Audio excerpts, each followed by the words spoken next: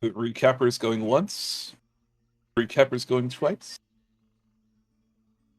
3 times. Do the dice. Uh, 1 come off 2 Mackett, 3 Murr, 4 Sherman. Oh boy. Sherman!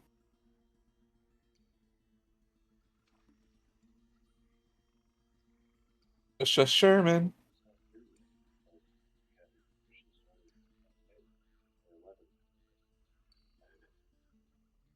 He's here in the chat. Steve. So last time on Dragon Ball, Breath of Fire, we bopped on down to Mur's grandpa's grave. We've discovered there's a big ass underground cavern attached to it. After some investigation, we discovered that it was also rigged with a water trap. And Murr got washed away while Mackett was safely stowed up into a fireplace, which I assume was Murr's grandmother's place. And after some fiddling around, we finally found a secret door that leads into another cave. And we decided to go on down and got stuck in some mud. That was fun. To which we found ourselves in an even more elaborate underground labyrinth, rigged with all sorts of traps, from exploding things to... There's a lot of fucking traps. And we left off after we talked to a door. In a room full of weird spiky tendril things and a electrical mechanism in the middle that we still don't know what the fuck's going on with. Yes, sir. That's sir. Go ahead. Sorry.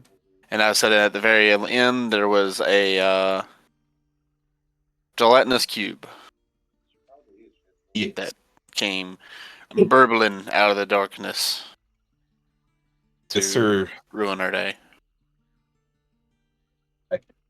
Great recap. Enjoy the portent spell once more, remembering that your previous portent does not exist any longer. Okay.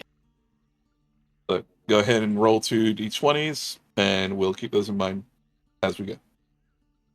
10-4.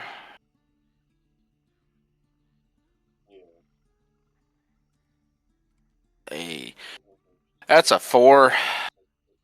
And that is a 13. All right. So for everyone here, the sweet spot for the green slider is 6.5 for this particular area. If you want to go ahead and set your green slider to that and go ahead and hit the lock button next to it, that will help you out. At least help keep you on the plane of what we're doing here. Now, it is true that, yes, a gelatinous cube was spawned, although the only person who knows that is the Unga Bunga who is trapped within, as he was the first one to bravely step forward into, well, a large laboratory-type setting full of levers, weird tendrils, and no real sources of light except for much deeper within.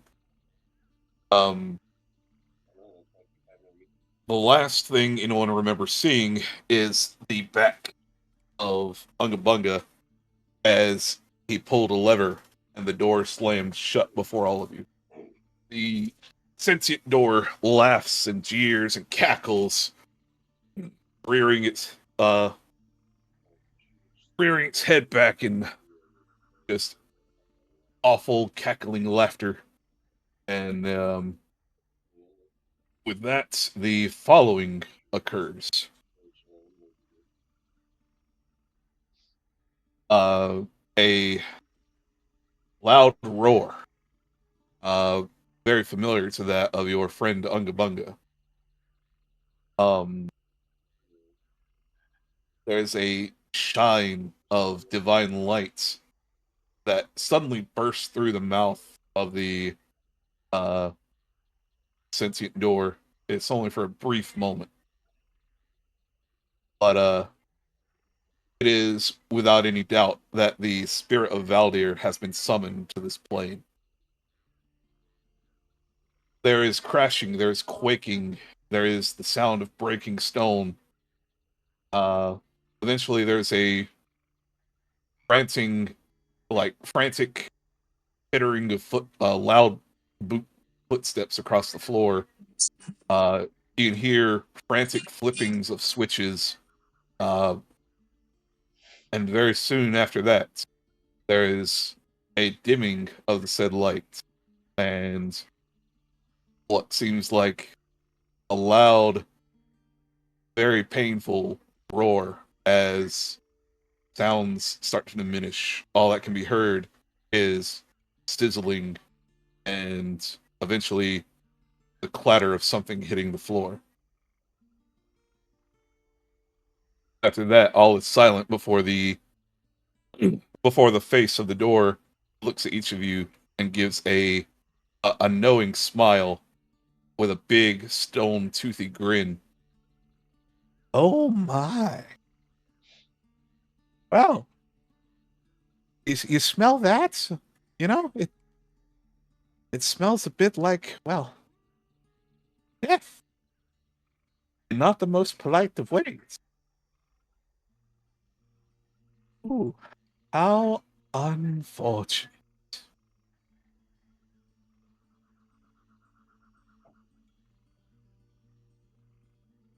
With that, there is a strange feeling. It is as if being accompanied by a spiritual being that is no longer there, sharing its warmth, sharing its life. Um, I've arrived. Welcome. Uh, you basically just missed what is in the short form the death scene of one of your allies. Uh, they heard frantic flippings of switches. They heard loud roars and defiant swings of weapons.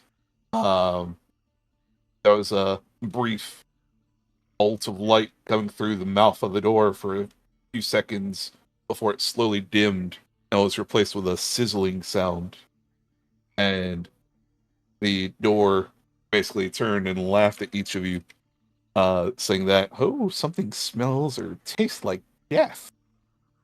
How unfortunate.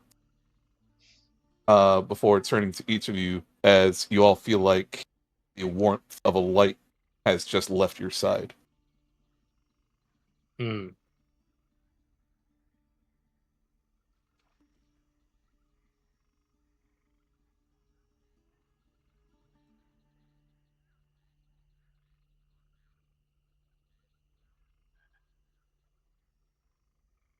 With that, the door actually seems to come to a standstill of sorts, giving one last jeering smile around. It turns back into what seems and appears like lifeless stone before mechanically rolling back open again. As the door opens, the smell of iron can be uh, found in the air, but also paired with something else, something quite sour smelling almost. Within the darkness of the laboratory, despite those of you who have dark vision, etc., all that can be seen is uh, tendrils sticking out of the floor, as well as a couple of flipped levers and a rather robust looking gate on the other end.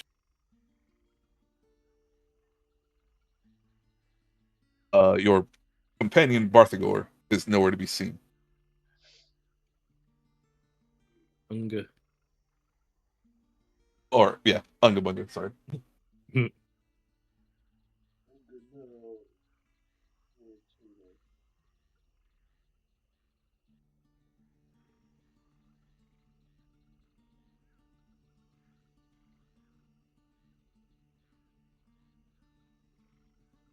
I don't even know what we would do now. Did we get any information from that? Can we retrieve his body? What's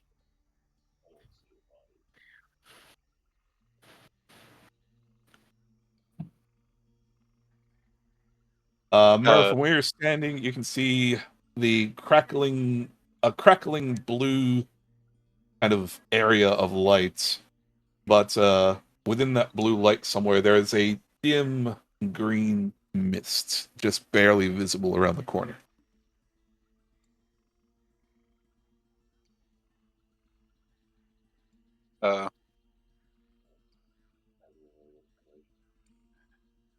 Mackett would barely kind of walk in for a second, like right here, just to see if the door is going to slam shut behind anybody else. The door does not seem to move.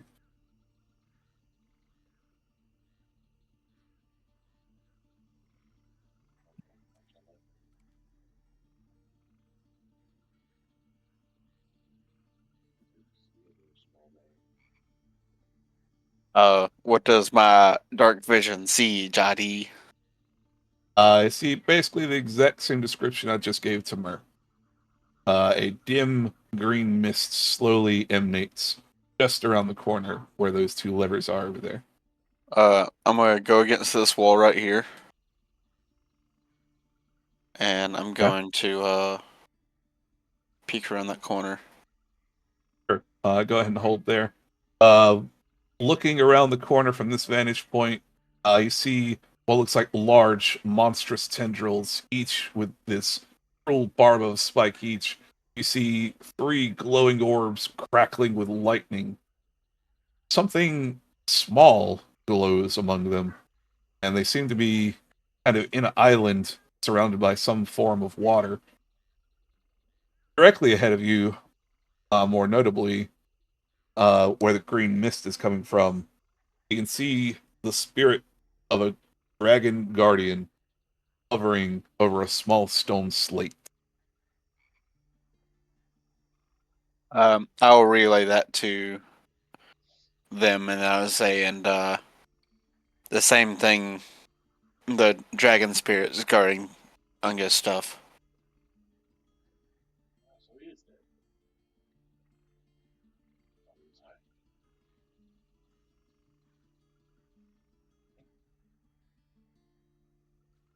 Yes, you do know this to be a guardian spirit which looks over those who are guarded by the dragon's mist. Mhm. You notice that two levers are up and two levers are down. Previously, you may have noticed that at least three of the levers that you can see from the doorway are they were all down.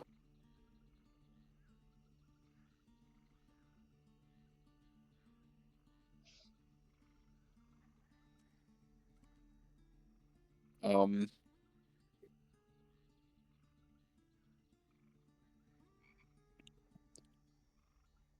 and what was special about the mechanism here in the middle? Just zappy. It seems to crackle with lightning. It seems to be surrounded by water, giant tentacles with barbs. It also reeks in here. It smells quite sour. You want to give me a nature check, buddy? I can.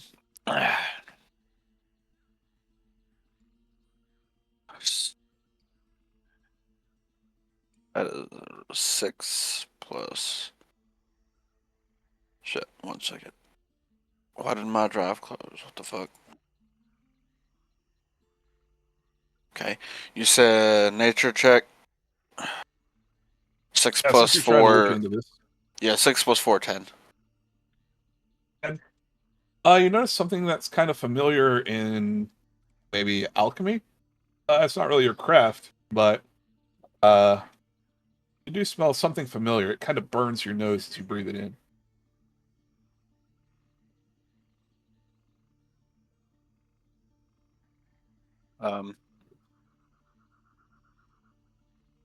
I know we did some tests with those little tendrils earlier.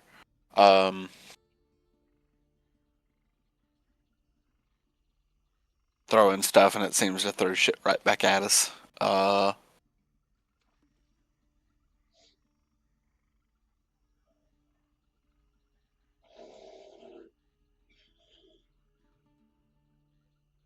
I'm gonna see if I can stay as close to this wall as possible. Okay. I want to see if I can get over to this switch right here. All right, trying to go for that switch. Make And one dexterity check as you go. And I'll let them know what I'm doing. Very well. You call over your shoulder, kind of cautiously, maybe whispering or not. I'm not sure. You let them know, hey, I'm going to go pull that lever over there. Despite Murs calling out of, yeah. Dexterity check.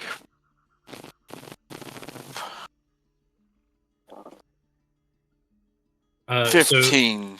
you're about to go flip a lever? I'm going over to it. I'm not gonna flip it just yet. Hmm. Okay. 15. Yeah. As you cross along this wall, both of these smaller tendrils reach out at you. However, you do manage to keep pressed against the wall as they are inches from your big goblin nose. You do make it just past them, but ooh, they really stink. You make it over to the lever. Right. And from this point, do I see anything different? I see about the same, just maybe the smells are a bit stronger. There's some weird, like sinew and tendrils of maybe organs and shit on the floor, just in a couple piles. You can't help but notice that there are some scales among one of the piles. Like it just glistens with them. But aside from that, not really much else is observed from here except for the lever that's in your face, and you now notice a lever on the other side of this wrought iron gate, which is before you.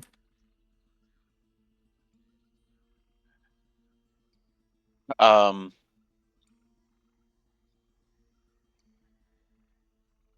Well, wrought iron, steel, you know, a very sturdy, reinforced-looking door. Hmm.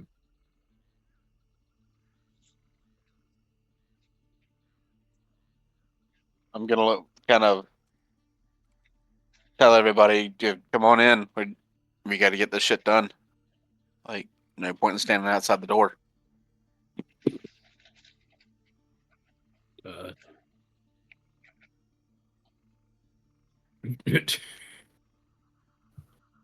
what? Is the door open for other people? Yes. It's closed for me. Yeah, I'll close it and reopen it. Maybe that'll help. Is that better? No. Look, like, can you see me, like, my dude hitting the thing? Weird. It's not moving. Well, I guess just maybe I you can mean, reload the map and it'll work. I don't know. yeah. Let me leave and come back.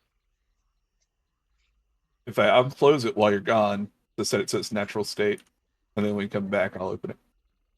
Okay.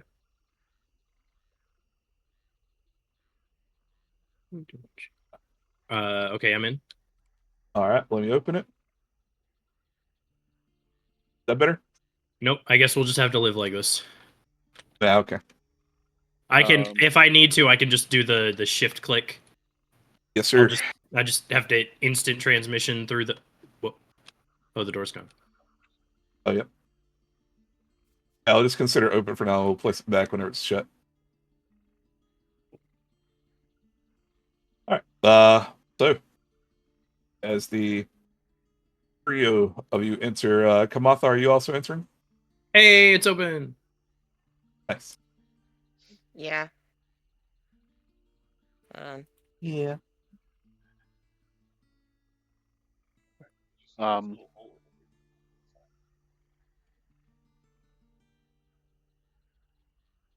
didn't do that.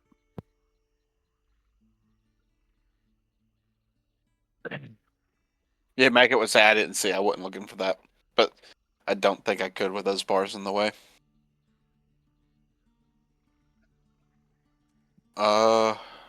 You have creatures that follow your command. Can they not go in?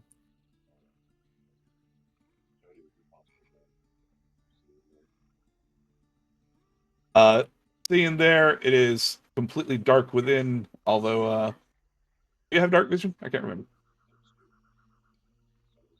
Imps. Very well. Your little trio of creatures are able to peer inside. It's kind of dry through here, actually, despite it being some kind of, drainage vent. But yeah, it does lead to a long brick tunnel.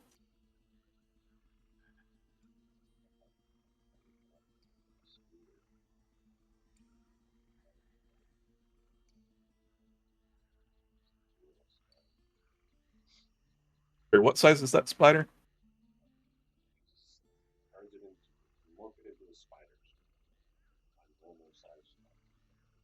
Okay, cool. So tiny.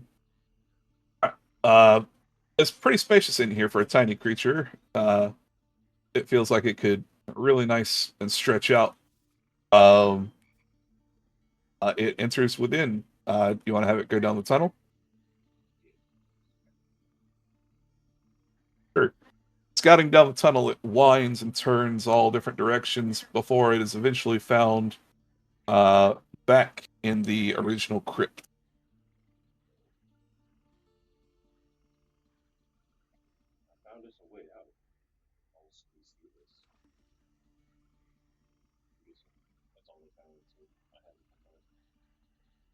Pretty much. Um,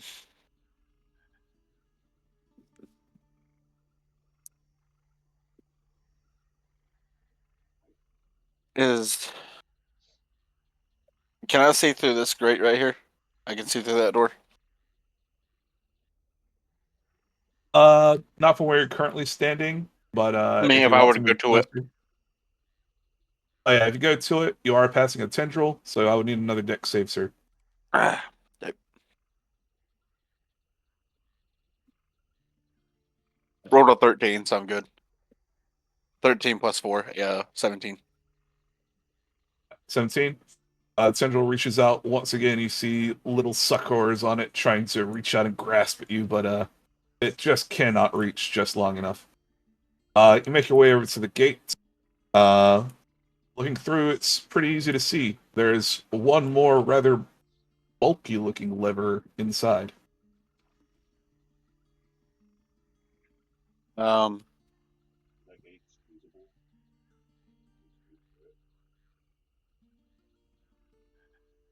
I wouldn't be able to squeeze through this, would I, Jody? Uh, like squeezing your body through? Probably Yeah. not. Okay.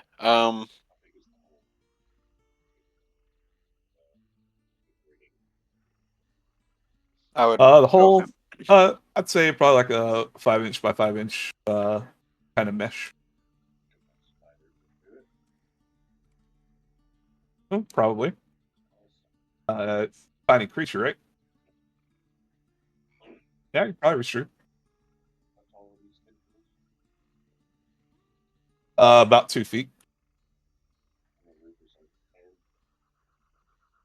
How how's the roof, Jody? How high is the Yeah, roof? I love the question. I do.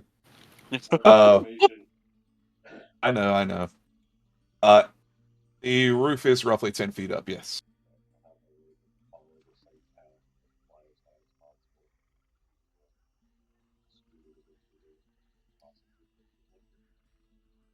Sure. It has no problem getting over to the gate itself. Uh, you're having it go through the bars. All right, let's see.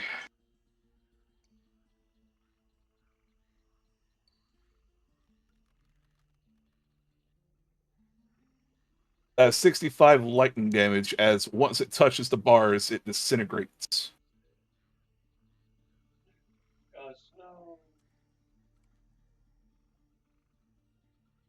Mecha, as it touches the bars, it is like a bug on a bug zapper, but a lot more dramatic, as there is visible bolts of lightning coming off the creature. Sparks fly dangerously close to your face after it disintegrates into nothingness. I kind of look back. I'm not touching that.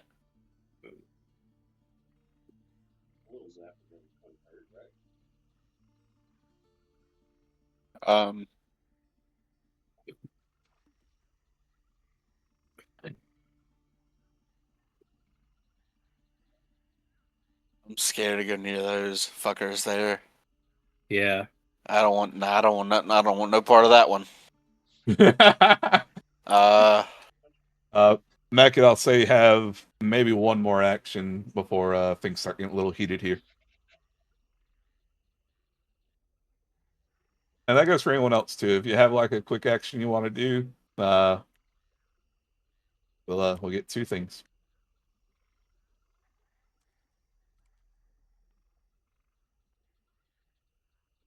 Uh,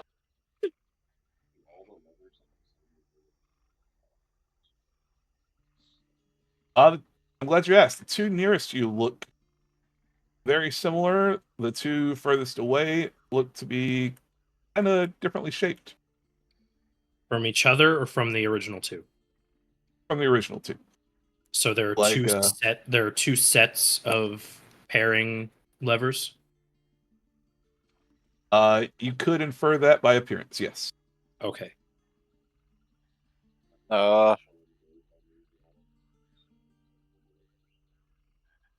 They are just levers.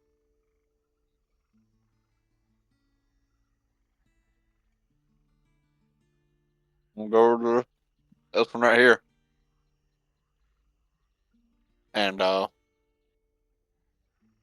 call over. Do I flip it? I mean, we got to start doing something. Yeah. You guys do notice that the two nearest the door are flipped upwards. Probably some of Unga Bunga's work. Two furthest, maybe he didn't quite make it to him. I flip this switch, Jody. Bot. All right. The moment you flip the switch, the door cackles gleefully, slamming shut, sealing everyone in. The air thickens once again. It slowly gets more cloudy in here by the second. Aside from that, you guys are just in the room, although it's becoming a little troublesome to breathe. Yes, sir.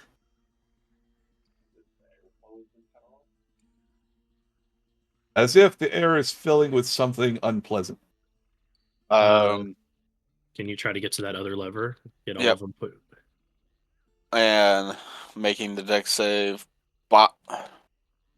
Yep. Let me know what you got on the deck save. Ooh, that's a natural 20. Well, too bad that was only a check. God damn it. Motherfucker. Okay. Nat 20, you dance around the tentacle with ease. It does not even trouble you at all. You're kind of used to its range. As you flip the fourth switch, however, there is a loud stone grumbling. The floor has now become covered with about half a foot of acid.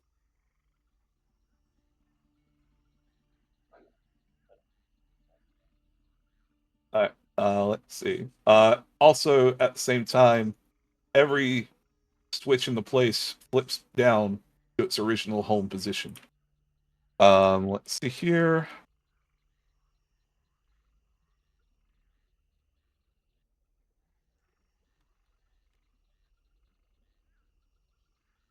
That is 18 acid damage to all of your feet.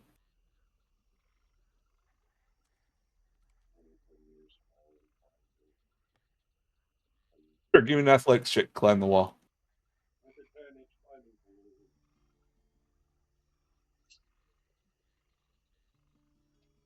I probably want to run up and step on this thing. I don't really have anything I can climb on.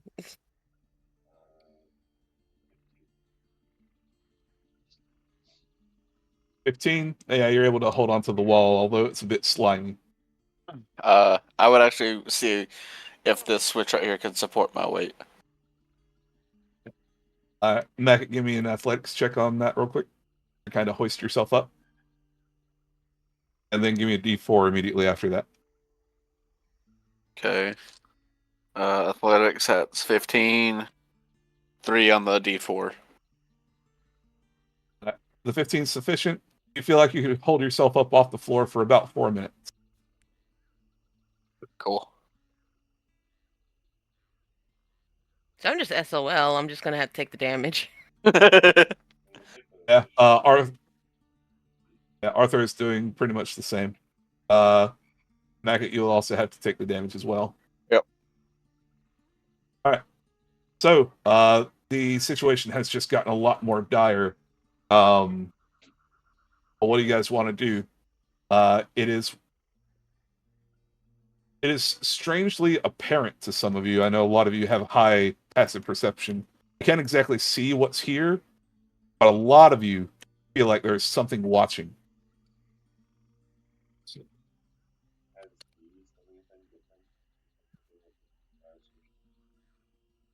No, they just stand there wriggling. Sometimes. Oh, the machine itself? No, the machine has not changed. We still have like no information.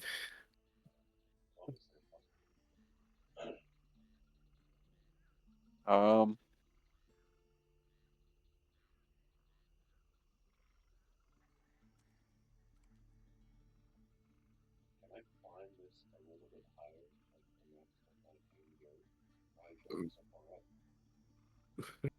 Bye. Come back. And he just It's melts probably through trying the to pass. ceiling. It's trying to pass him through blocks. That's why it skipped a lot. Bro, Yeah. you just used the Breath of the Wild thing. Is that Breath of the Wild or Tears of the Kingdom? I can't remember. I don't know. I didn't play them. Tears of the Kingdom. I don't know. I never played both.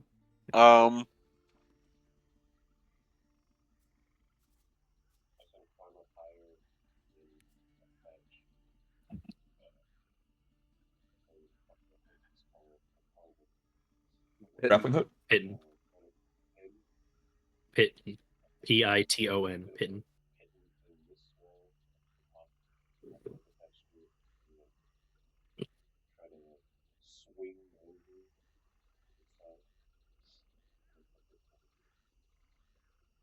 All right. To get across, that's spend- going to take.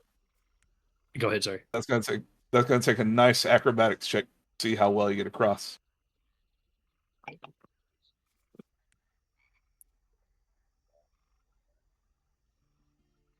We spend the next few minutes building a jungle gym on the ceiling.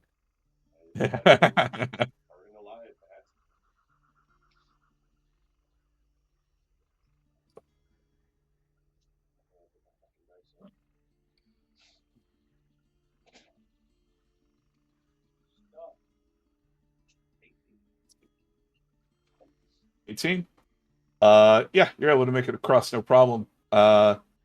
With cat-like reflexes, you're able to skip and hop almost mid-air, make your way across.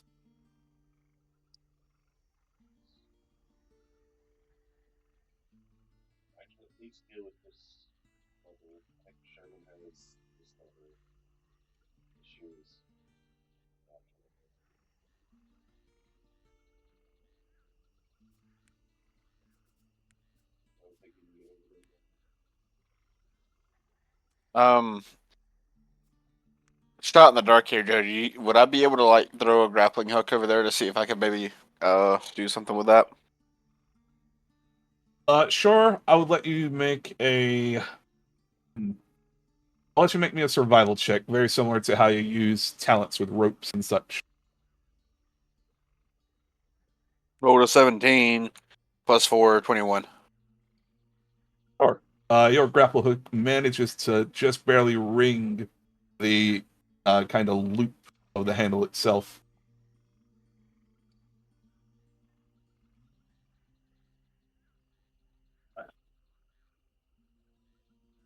And I'll ask, should we try it again? I don't really think we have many choices. So what's you guys playing?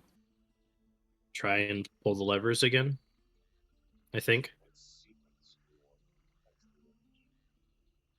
Well, the issue is with just like trying it is eventually they'll just be like dead. So we can't do any random guessing. And so But we have little to no information right now. we have no information right now.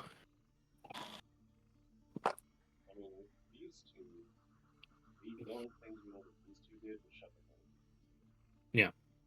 All of them shut the door. Actually, every single switch that got flipped shut the door. I think that's just a side effect of starting the puzzle.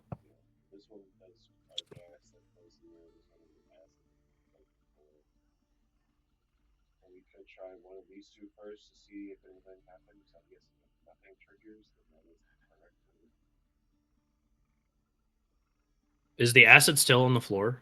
Is it just still like sitting there? It is still on the floor, about 6 inches deep. All right. Anybody remember which one Barthagor flipped first? That one. Did nothing happen besides the door? Okay.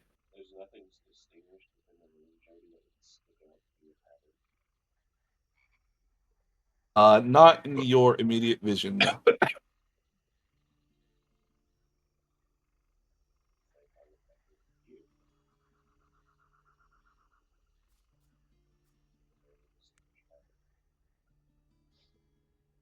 There's 4 levers. So no.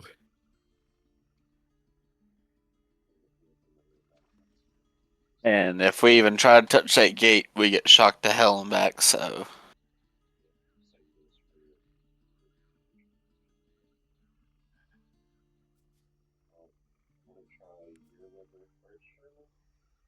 Sure. Click. But I thought they were all down. Are they all up? They're all down. Oh. Okay. Is it not showing appropriately for you? No, I it's fine. I can always like replace them if needed. Yeah, no, I can I mean, I flipped them myself to down. Okay. Well, Interesting. that is weird. So yeah, I'll flick this one. I'll flick this one up. Kind of reach over and click. All right.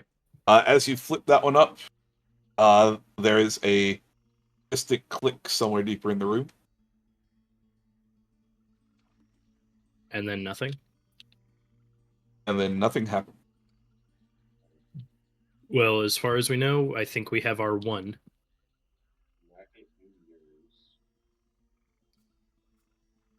Well,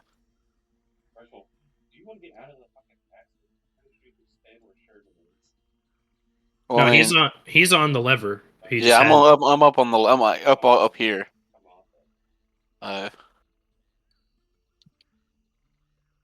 It's kind of wide enough for 2 spaces, actually.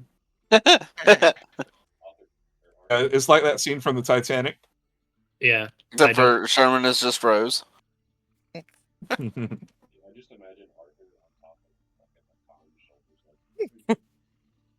That I also can see that tracks. 100%. That tracks.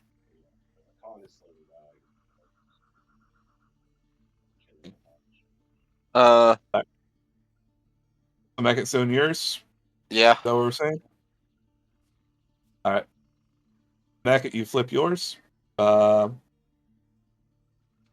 is no sound, but also nothing happened. Okay.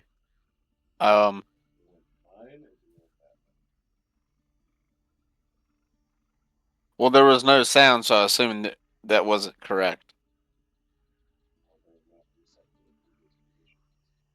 They didn't do that anyway, did they? Oh yeah, they did. They did. My bad. Okay.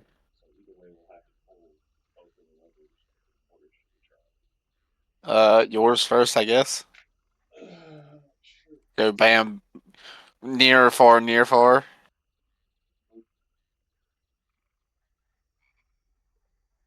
All right. Sherman, as you tick this one, I didn't nothing do happens. Sorry, Mur, as you tick this one, nothing happens. And I'll yank the rope to pull it up. All right. As you yank on your rope, it pulls up into place. There's a loud rumbling of stone.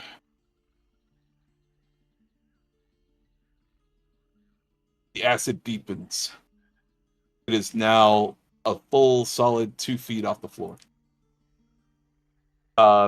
Sherman, Kamatha, Mackett as well. You notice that this is directly below where you guys are standing.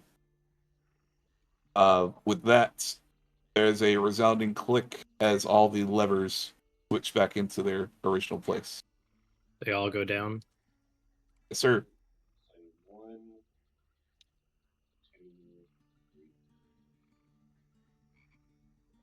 Okay.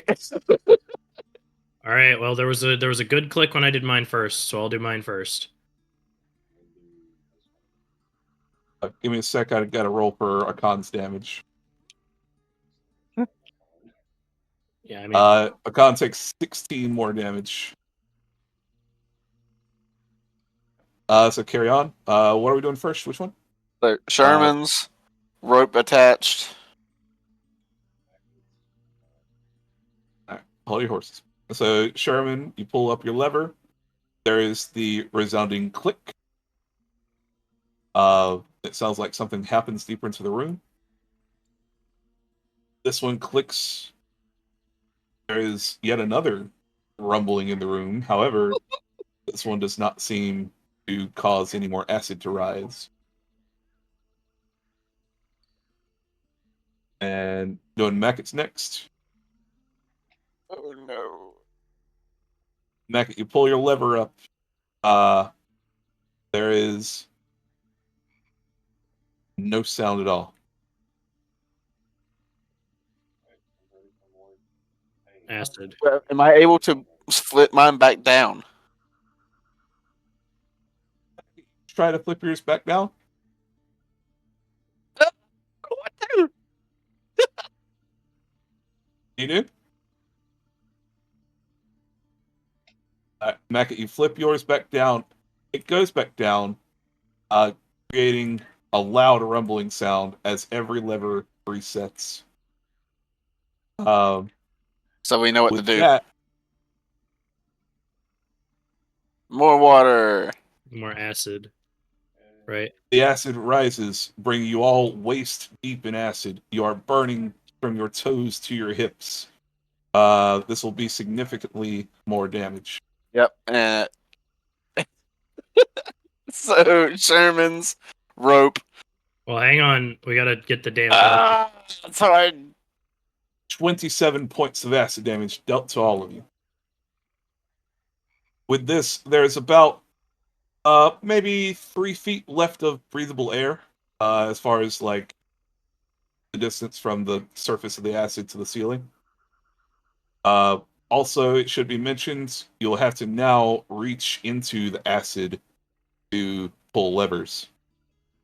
Oh, I do need to record one more thing for each of you. You guys have taken 2 instances of acid damage to your armor. That will be 2 points of degradation to your armor, which is minus 2 AC.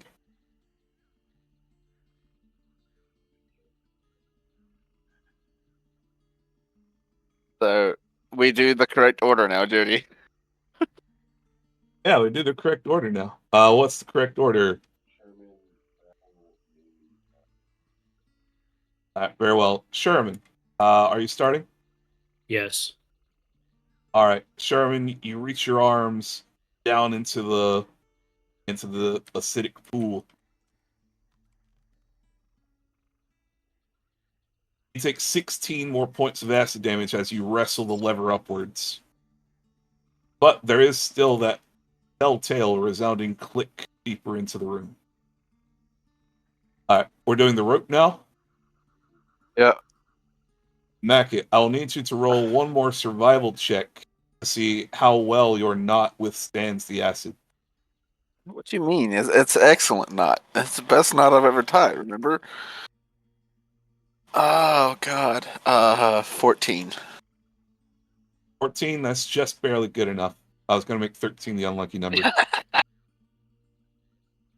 Alright, the lever flips up. There is the telltale flick deeper in the room. Now, because you didn't have to reach under the acid to do that, I will not force you to take more damage. However, Yep. whose lever is next? Mers. Myrrh.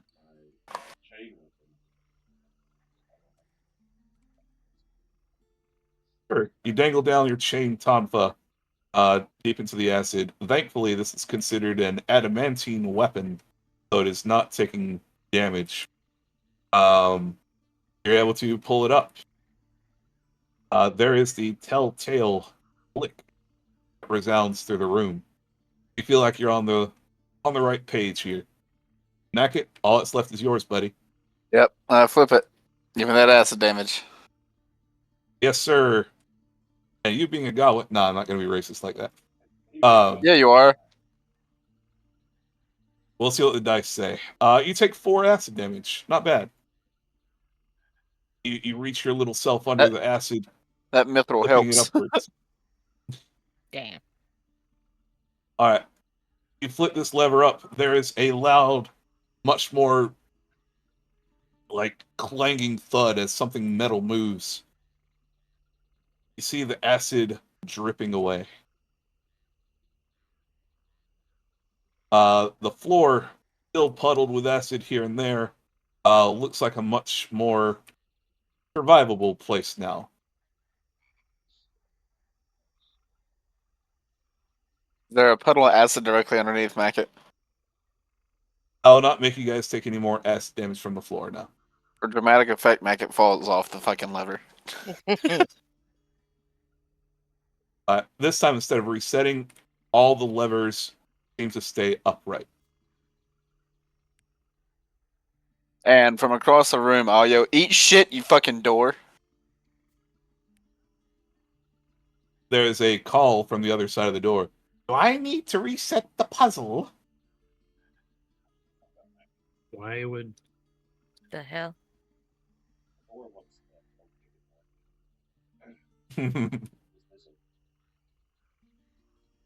It is not open. or can just do that? Implies a lot.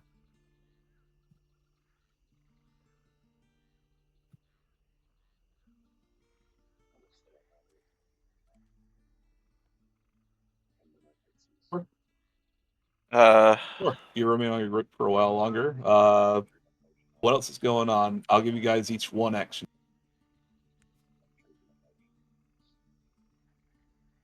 Yeah, I'll drink mine. Potions been drained. Yeah, me too. Another potion. All right. Potions all around. Sherman, you chugging a potion? I mean, I have to, or I will die. Mhm. Yeah, imagine that.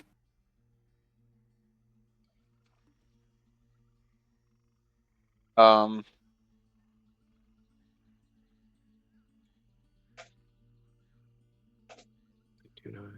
do not actually have any of that. Can I study this mechanism from afar and see what I can like decipher about it? Define mechanism. The electrodes over here. Sure, they crackle with a vibrant lightning energy. It has not wavered throughout you guys' trial and error with the levers.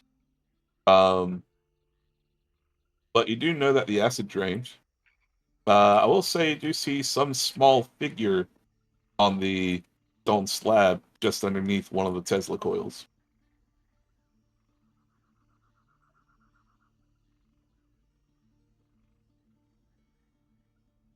Okay. I'm assuming that these big tendrils have probably double the reach of the small ones. So even if more I were to than. go up, huh? More than. More than excellent. That's not terrifying at all.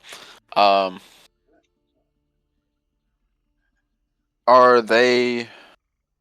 Have they moved at all? Kind of like the little tendrils. These just kind of wiggle passively, right?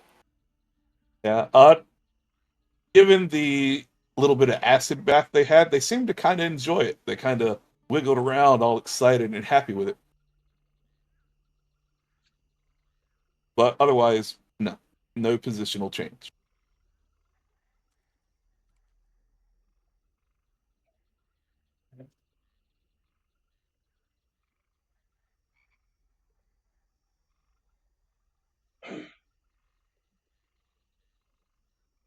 Have no information. God damn it! We know how to solve the acid puzzle. Puzzle Yeah, at the least. acid part's done. Now we have this part, and they seem more or less unrelated now.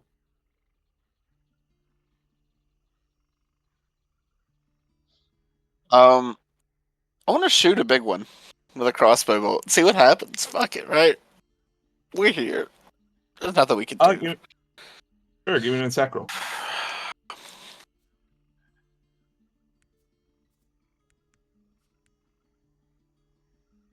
Jesus Christ. Rolled 18 plus 10, 28. All right, so 28 to hit. Yeah. All right, Mac, as you pierce this tentacle, there is a strange, otherworldly whining sound, but then a loud singing tone almost rings from the Tesla coils as it begins to shock it.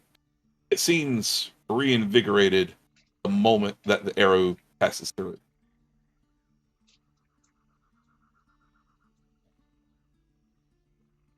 So yeah, I shot it. It like wilted or whatever, and then it got shocked, and Yep, it's back good as new. pretty much. I'll call over. Y'all saw that, right? Yeah.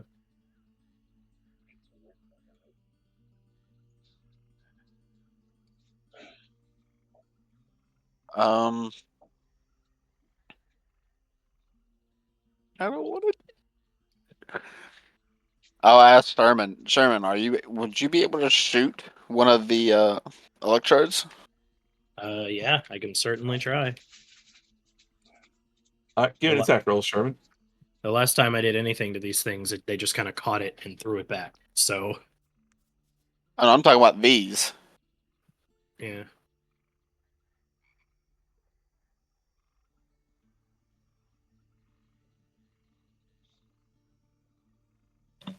I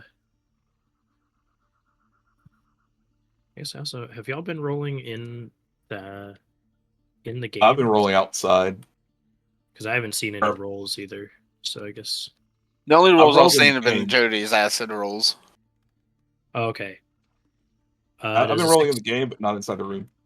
does a 16 hit? A 16 does hit. You're pretty accurate with your pistols. However, you hear a metallic clang, a loud ding, as your bullet ricochets off of it. Okay. Does it affect the static key in any way? Does it look like that was nothing Uh, to it? Aside from maybe a brief trail of lightning connecting with one of your bullets as it passes through the area, nothing changed.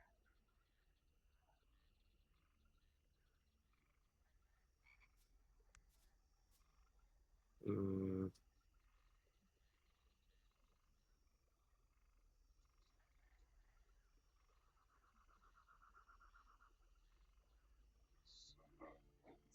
All right, so that's three of you having taken an action. Ask, Kamatha, anything for you? I would ask Mur if he's able to like catch a fireball with all of those.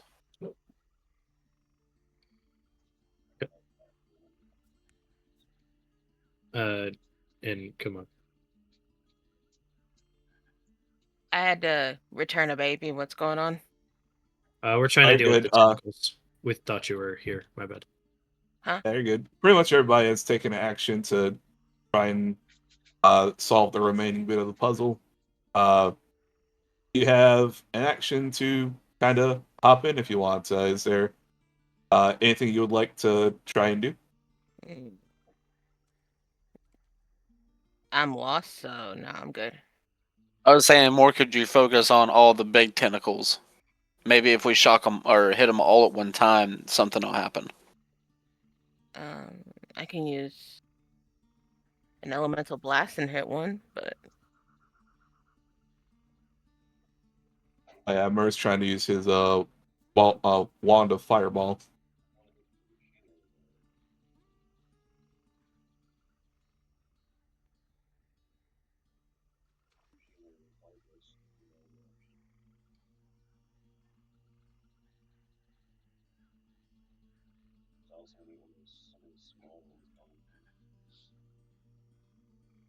That'd be our best bet then, right there.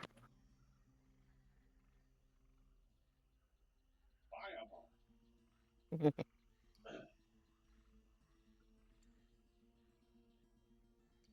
right, so you're casting fireball right there. All right. With a loud explosion and the shaking of walls, a fireball erupts, filling the room with a new wave of heat. The tendrils catch on fire, wilting away into pretty much nothingness. As the smoke and flames clear, lightning shoots from each of the coils, rebounding from tendril to tendril, reinvigorating it.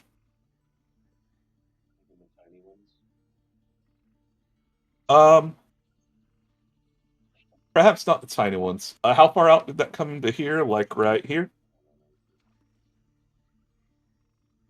Yeah, all those right there are gone. Okay, yeah. All right. So there is another disturbance. There is a loud, uh, kind of flopping sound. Uh, there's also a brief tremor through the ground, and what sounds like a strange roar of sorts, but instead it's more just a rumble that can be heard through the ground. Your flames have unveiled a gelatinous cube. You can roll damage.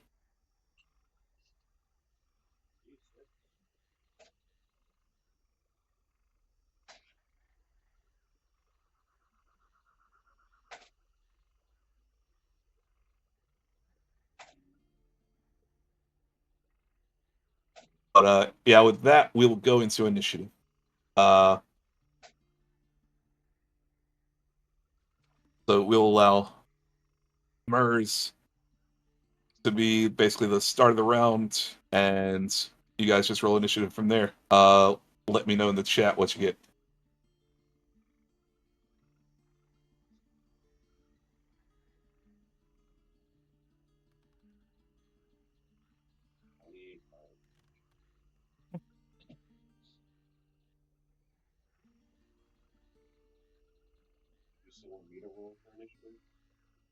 Nah, I'll just put you at the top.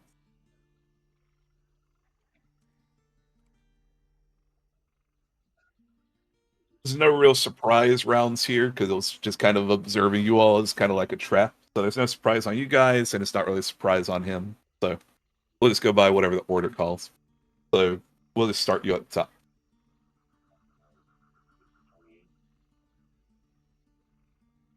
top. Yes, the 28 is recorded. Myrrh, as you release your fireball and the smoke clears, revealing this large gelatinous form as some of the smoke seems to cling to the outside of its skin. You can hear sizzles as rubble just diminishes away on it. It is then immediately shocked by lightning, which seems to kind of make it shiver a bit, and it looks much more active. All right, so Murray's at the top. I have a 10 for the gelatinous cube. I have an 18 for Sherman. 24 for me. Alright, so Mur, Mackett, Germ, Cube, Mop. This is our initiative order. Mur, I will allow you to still make whatever movement or bonus action you would like to, sir.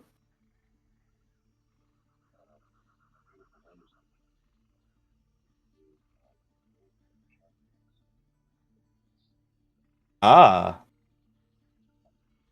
very well. New abilities coming out. Hell yeah.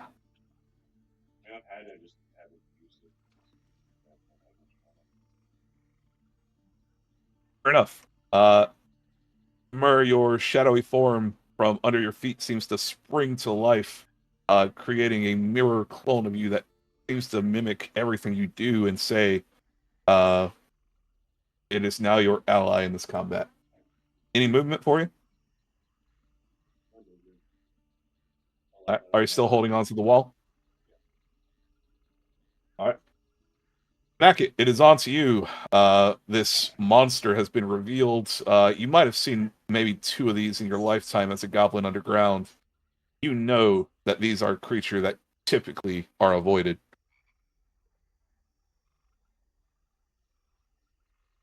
Would I be able to just tell them like what I know about this thing? Give me a nature check with advantage, and sure. Okay, that's 13 plus 4.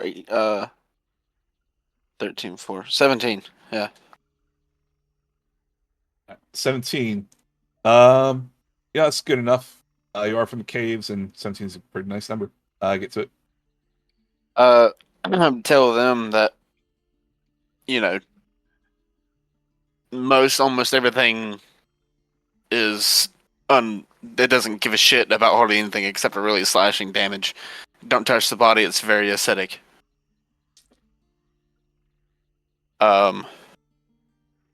Anything else?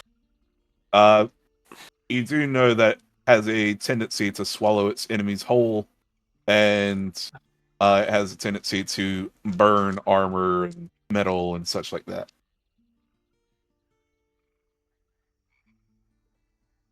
Yep, I would relay what I know. Yeah, of course. Um, let's see.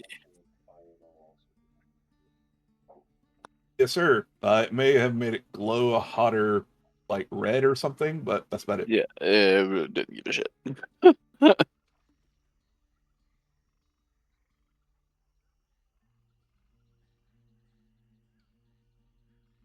uh, I don't really have anything. I'd have to get up close to it. I'm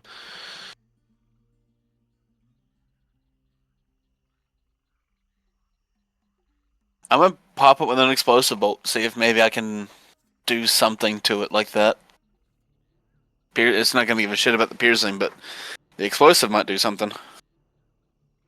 Sure. Give me an attack roll and do your damage. So that is 21 to hit. Not that hard to hit these fuckers. Yeah, you hit. 7 piercing damage. I'm guessing that's reduced to half. So that's 3. Let's see. And how much thunder damage was that? That was 15 thunder damage, or explosive, whatever you want to call it. Right.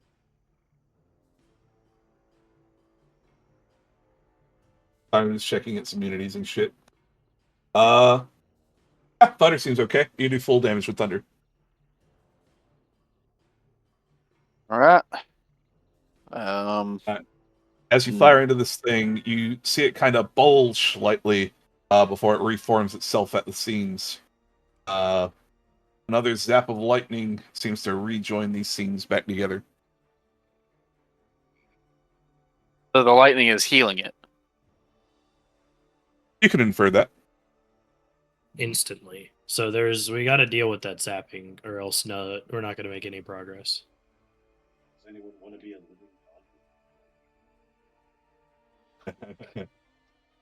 I mean, I have resistance to lightning damage. That's true. Speaking of, Sherman, it is your move.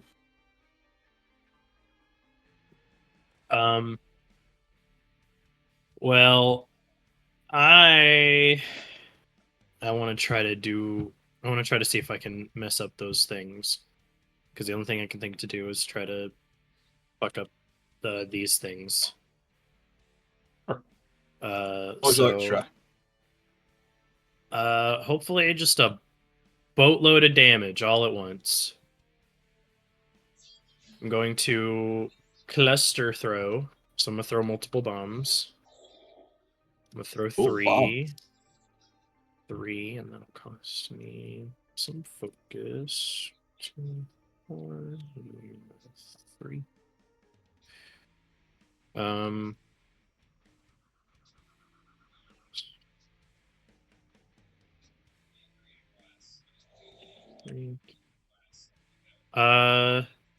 Did we write down what the dex save was, or was it my class save DC? It's your class D Sorry, save. class save. Oh, that's unfortunate. Well, actually, no, that's not. Never mind. It's fine. Do these things roll dex saves? They probably don't. All right. Well, the range is out to 10 feet, and I'd want one to be here. So 2 tiles, and then another one would have been probably like here. So I don't think any of these are hitting a tentacle. They can hit a cynical, but how many bombs you throwing? 3, and I'm throwing them high. They're going high, like above me. I'm trying to get above the small tentacles. Arcing throws, basically. Yeah. Understood. You are indeed able to get above the smaller tentacles. Is there a ranged attack you have to do on that at all, or no? No, I basically decide where they land, and as long as they're within that range, they get there. Understood. All right. I do have to do a quick check here.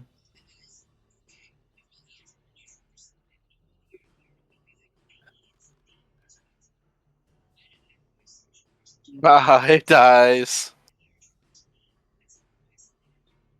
All right. So Sherman, let's see. You said 3, right? Sorry. 3. All right. So there are going to be 2 attempts by the larger tentacles in front to try and catch them. One of them is indeed caught.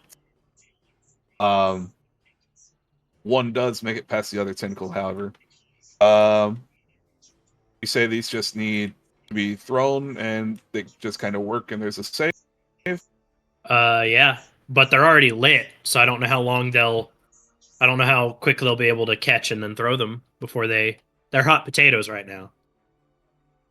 All right. We'll treat it like a hot potato. One is being yeeted back in your direction, probably hitting both you, Kamatha, and maybe even Myrrh.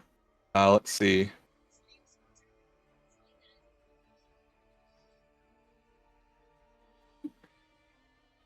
We're going for 10 feet. Yeah, that could potentially hit all 3 of you. What was the damage on those It's that you rolled? It's going to be 2d8 at 5 feet and 1d8 at 10 feet, and the 5 feet is fire and thunder. All right, go ahead and roll your damage on the machinery. All right. So there's 7 fire on the first bomb, and I guess I'll take the. Oh, hang on. This will be the thunder. And wait, no, never mind.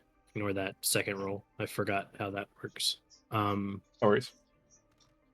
And for this will be for the second bomb.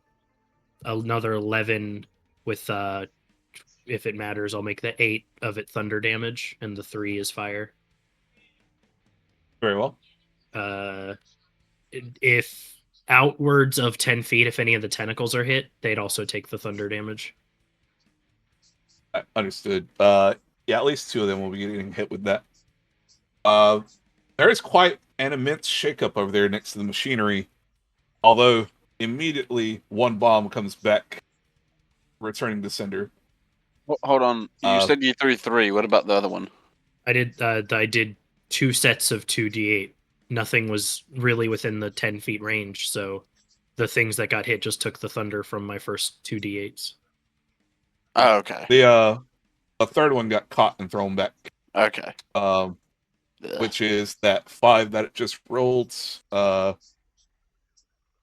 if I understand that right, that is again It was 1 for the. 1.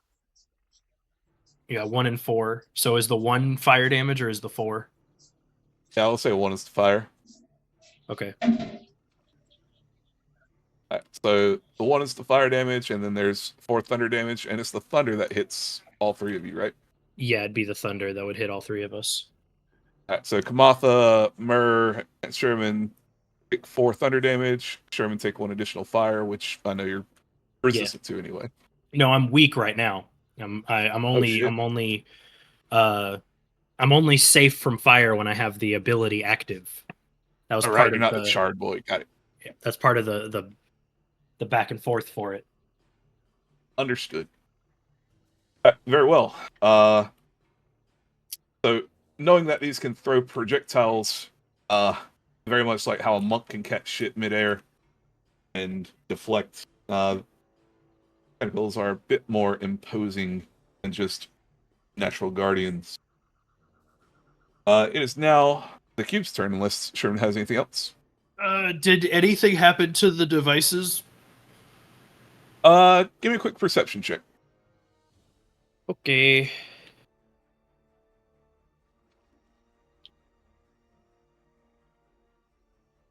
Fucking hell. There it is. 19. You notice the center one might have just a slight dent to the very top of it, making the top coil kind of tilt at an angle. It doesn't seem to actually affect the machine right now, but maybe you're getting somewhere.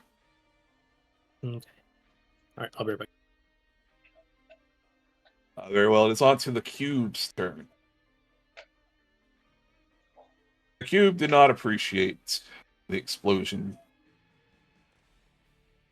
Let's see, how far can you move, buddy? Alright.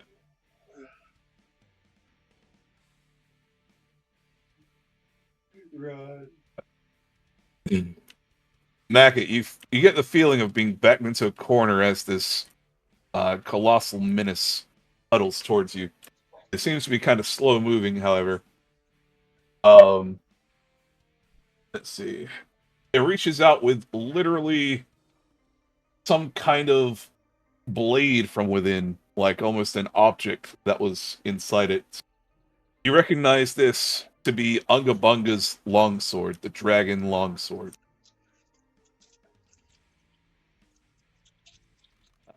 Roll 1.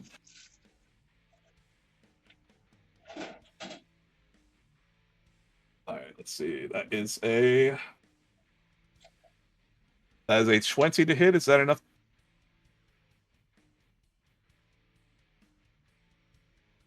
Back it.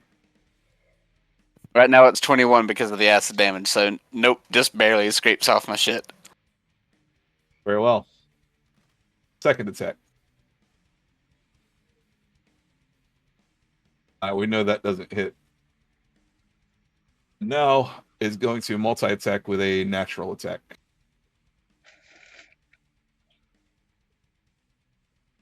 Alright. It is not a direct hit. However, this causes a splash acid effect. I'll need you to make a dex save. You damn dirty cube.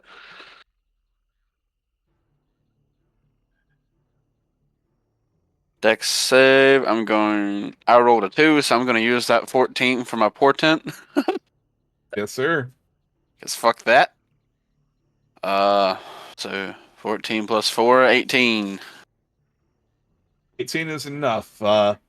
As it slings one of its cube-like corners at you, it swings down, slamming onto the ground itself, causing a splash of acid go everywhere.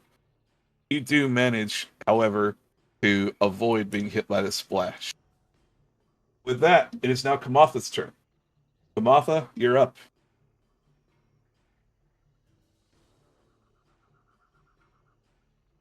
I guess I'm gonna attack one of the tentacles, or well, probably attack the cube. Very well. Targeting the cube, what would you like to do? Given the enclosed area, I'm gonna use like one of my elemental blasts. All right. A particular element? See.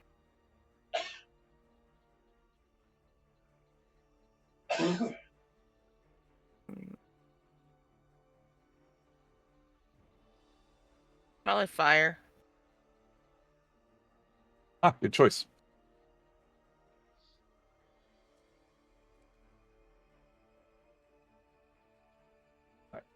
Make your attack roll and roll your damage according to the elemental that you choose, or element that you 13. choose. 13 to hit. Yeah. That is a hit. Yep. All right.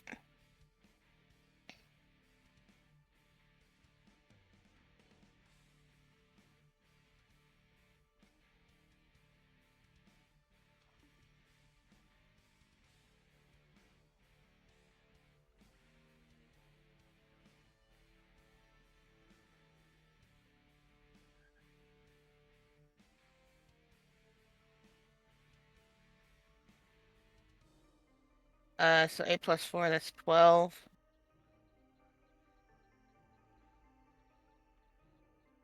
12 fire damage. Just 12 damage I'm about to do for the fire. I'm about to do the last part for the fire, sorry. I'm just No, you're good. what I get. That's all fire. Just there's initial damage and there's burning damage.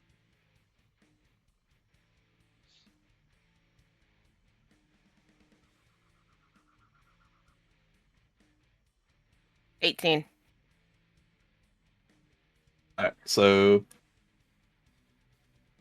what's that total? Total is 18. All Mhm. that. Yeah. All right, Kamatha, as you focus your fire into the depths of this creature, you hear a loud sizzling, but this time it's not the acid burning things, it's you burning acid. Ew. Yeah, there's a weird odor to the air as you burn this creature, creating a nice char mark on the side of it. It is not immediately shocked this time. Perhaps maybe it's too far away from the machine.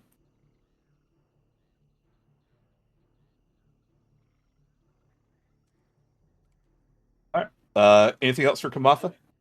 No, that's it. Well, onwards back to Myrrh. Myrrh, top of the round. It seems to be closing in on your little buddy Mackett over there.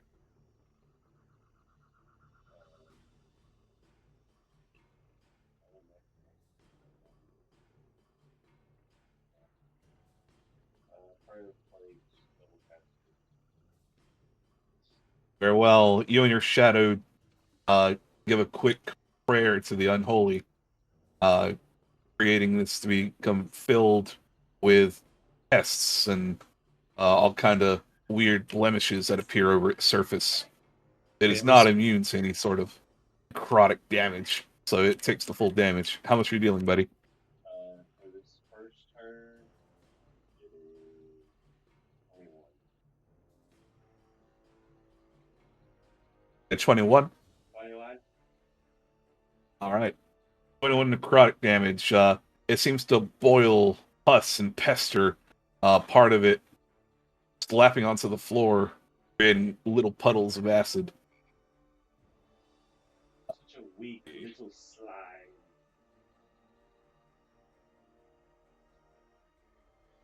Let's see. There. Alright. It creates those little pools of acid as part of it just falls away from its main form. Anything else for your turn?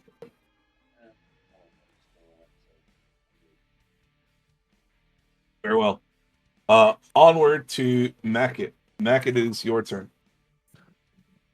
I wouldn't know that they're like they don't like to be cut very well, do they? You did say that slashing is one of its weaknesses, so So or maybe not a weakness, but a vulnerability at least. I'll pull out Scale Breaker and make 2 attacks with it. See if I can't cut this thing down a little bit.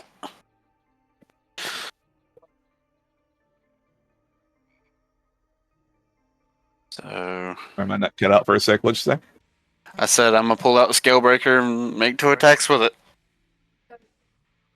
All right, And I am not charging it. Not. very well.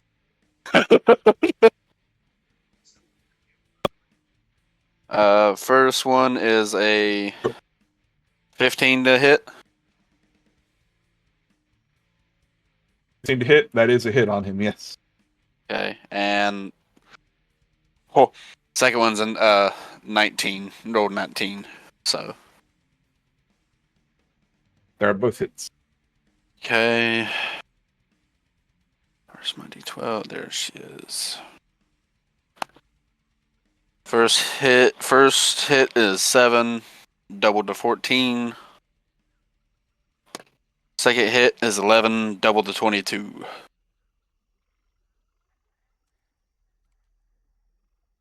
So 14 plus 22, 36.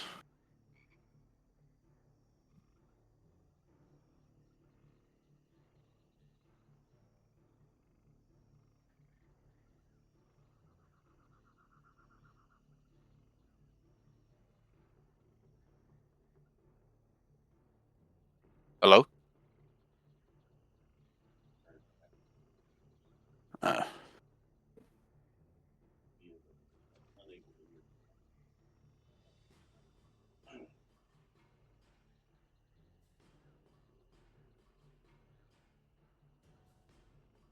Should I keep wailing on those metal things?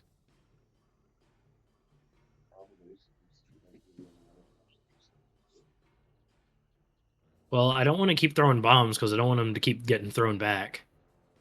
So I was just going to start shooting at it with the magnet bullets, which should give me advantage because I'm assuming they're metal.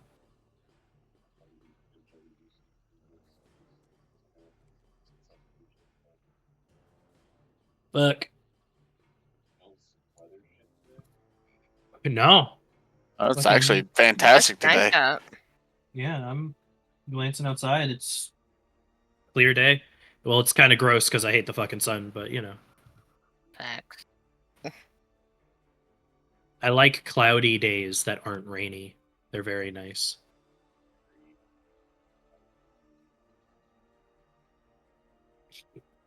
I don't like daytime.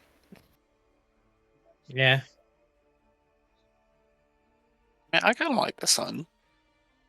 That's fucking your fault.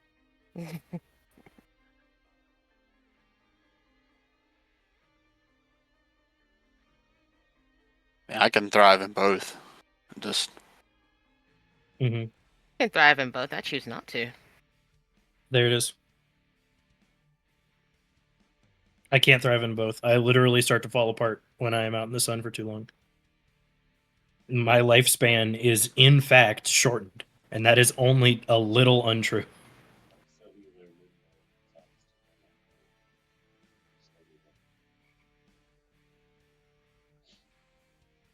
Fucking lungs just stop working if I'm in the sun for too long.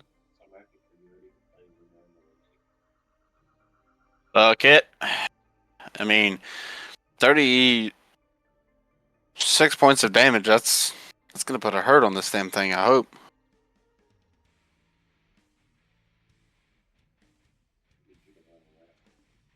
Amata will use cold wood, which reduces movement speed by half. Yeah, it would. Have you Don't tell me Said- how to be a murder hobo. You know, Mac, I appreciate it if you wouldn't hit my monster too hard. That's on my computer. Well, you know, I'd Roll a- appreciate it if your monster didn't come at me like it wants to do some biggly bullshit. And or wants to hide. roll a fucking save better, bro. XD. But yeah, I'm booting back into Tailspire. I'm coming. Yay! I don't know what the fuck happened. It just fucking died out of nowhere. My fucking hard drive overloaded somehow. We get the back. I just had Firefox and Steam. That was it. I don't know. Tailspire does not play with Linux very well sometimes, so I'm gonna blame it on that. so I'm lightly retarded right now. I'm sorry, guys, but And we expect it from you. I'm supposed to be adding my strength modifier to my sword attacks, right? To Yes. yeah, I think so. Okay, because I was just doubling dice. Yeah. Now, So I was wondering, why is it you were doubling it? doesn't have vulnerability to slashing. It's just able to be damaged by slashing without having resistance. Oh, okay. Well then, yeah. Then it was 7 damage plus 4, so 12, and then 11 plus 12, or 11 plus 4. Sorry. I thought it was. Give me a total because I'm illiterate. Uh, 19. the first one is 15, and then the second one is 7 plus 4. That's 12. And 11 plus 4 is 15. So 20. God, I can't. What was your answer, Josh? Sorry. First was 15. I rolled the second was My second roll was an 11 plus 4, so 15 again. So 30. Okay. You take a big chunk out of the sky. It seems to topple towards you. Give me a quick little deck save. Just a quick little deck save. Just a silly little deck save. Silly little fucking bitch of a deck save. That's 12. Damn. All right. Because it's just a splash effect. Take 6 acid damage and 1 more points of degradation to your armor. Also, since you attacked with your sword would need a point of degradation for hitting acid. Yeah. Mac, it's gonna be busy tonight. Yep. Remembering that a point of degradation is a -1 to attack rolls on every swing. That's a +2 right now. Got it. Are you adding your proficiency for your sword? Huh? But you know the formula to swing with your sword, right? Yeah. Was Oh, I mean, if you're just saying it's a -1 to my attack, then it's a +3 longsword. So right now, with a degradation, that's basically just a +2 longsword. Oh, okay. I understand what you're saying. My bad. I thought you were saying like a +2 total to hit. I'm like, what the fuck? Anyhow. Edit for Mackett. You doing anything else? I don't have bonus actions, so You do have movement. yeah, I do have movement. Although I will say it's a bit scary over here. Yeah, it is. Oh, Important question. How many points does your armor have in degradation now? 3. All right. Your armor is considered broken. Just Yep. FYI. And what happens when we wear broken armor? We cry. Yes. Your AC becomes 10, and your movement is halved until you get rid of the armor. Yep. So,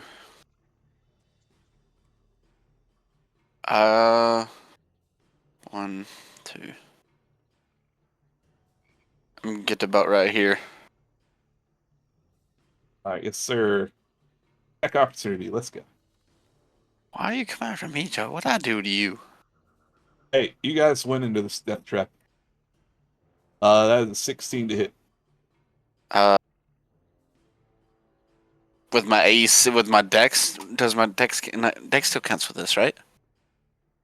It depends on the type of armor. If it is armor that reduces your dexterity total, like Then bonuses, no. Okay, then no. So there would be my AC is 14 right now, so that would miss. so hold on, Miss. what did I get? Yeah, 12 plus 4, that's 16. Fuck you, Jody. Piece of shit. I love you too. No, you don't. I built Let's see. Mackett to not get hit. That is 10 acid damage. Bring another points of degradation to your armor. It's already gone. Do not reach 6. Like, it's broken. It can be repaired. But once you get double the amount, then it's diminished, like reduced to nothing. Yeah, It so did I'm not gonna even- need you boys to fucking do something over there, please. Thank you. All right. That being said, it is over to Sherman. Sherman, Mackett's armor is falling to pieces around him. He's having to hobble to get around. His sword looks like it's missing one of its delicate prongs. Maybe even the hilt is slightly battered. He's surrounded by acid. He is within range of a tentacle, but I'm a nice DM. But it is your turn. So I'm gonna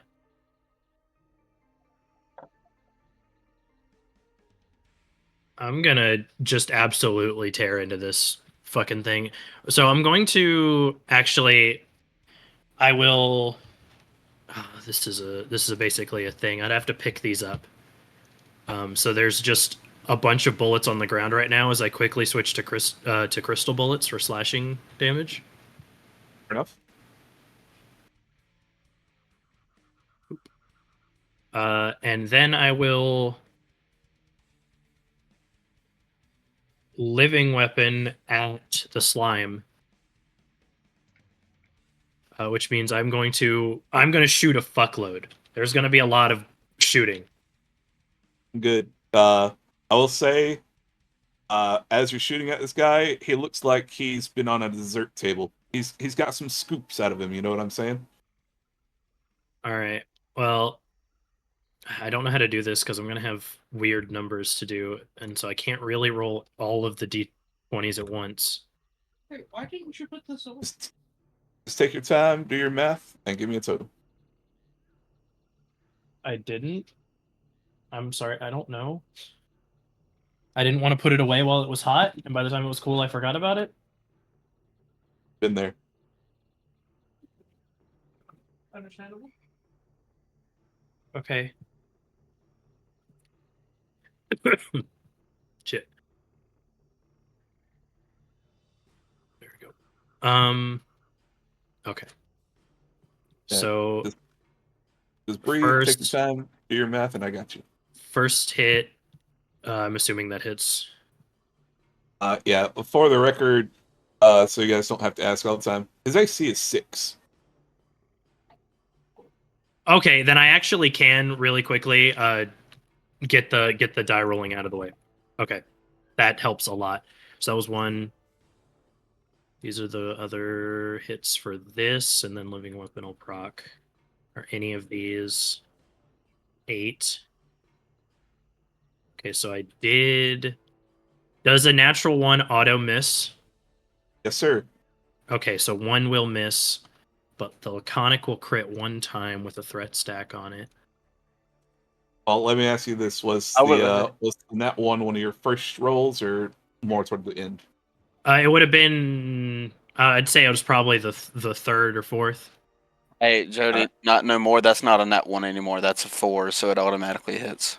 410 for the win. Fires. Oh, Yeah, Alright. yeah. Get me the fuck out of here, boys.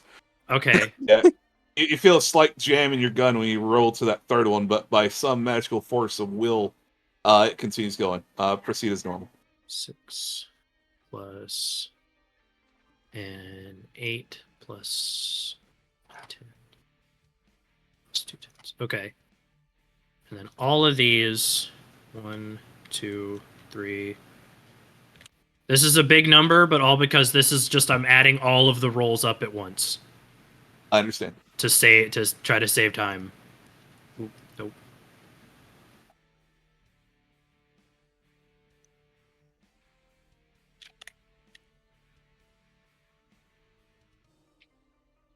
God damn it. Even that whatever. Die going crazy. True. Oh God. Okay. Ooh. 63 slashing damage 63 slash damage. All right. as just it's pop pop pop pop pop pop pop just real quick. All right. And So is it go ahead, dead? sorry. It is indeed dead. Okay, so then Sort I can of. actually save those and not do that. Perfect. I mean, you can hold on to those maybe for a quick second. So first, the magic holding this thing together trembles, shaking under each blast after blast after blast. The force of your bullets, the slashing, the neat cool bullets you have are just way too much for it. You cause half of it to slide off onto the floor before it trembles and quakes and folds in on itself, creating a nice big green splash. That said, where is it? Where is it?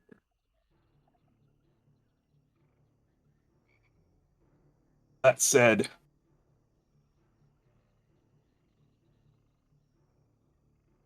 from its remains pop up 4 smaller versions of this gelatinous cube. And at this point,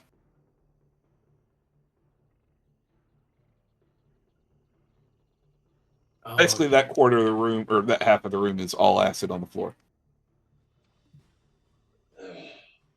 So, did you have any, like, more bullets that could have been going?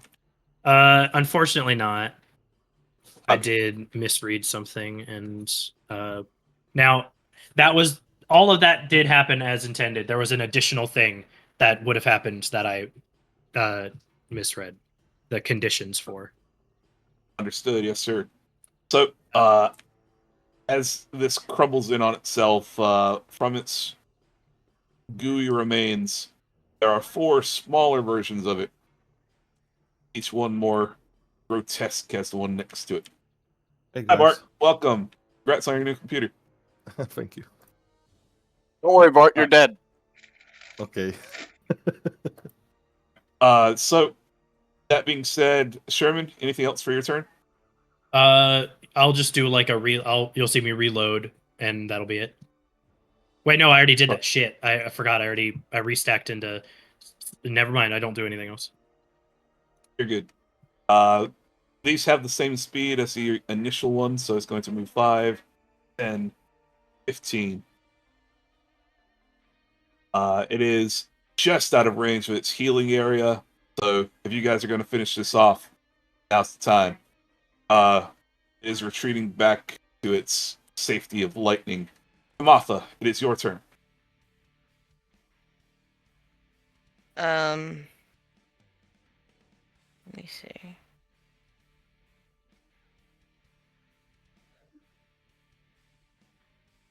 How big is the room? The room is 5, 10, 15, 20, 25, 30, 35, 40. About 40 by 40, not including the pool area. Okay.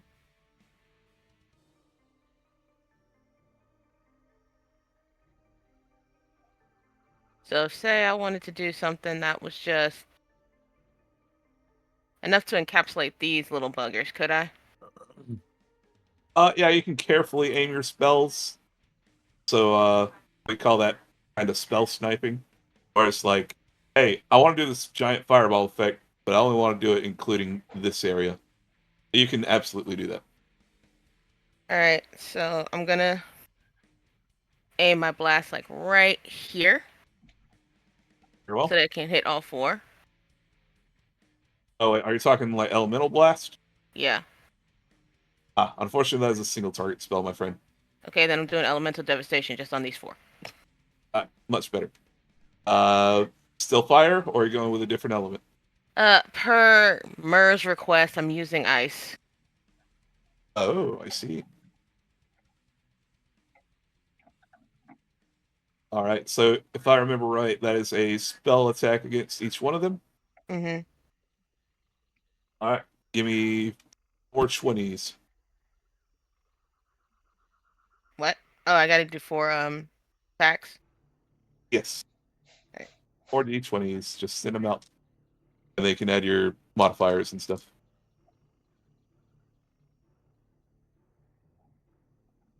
Bear in mind, their AC is now 10, which shouldn't be too hard to beat.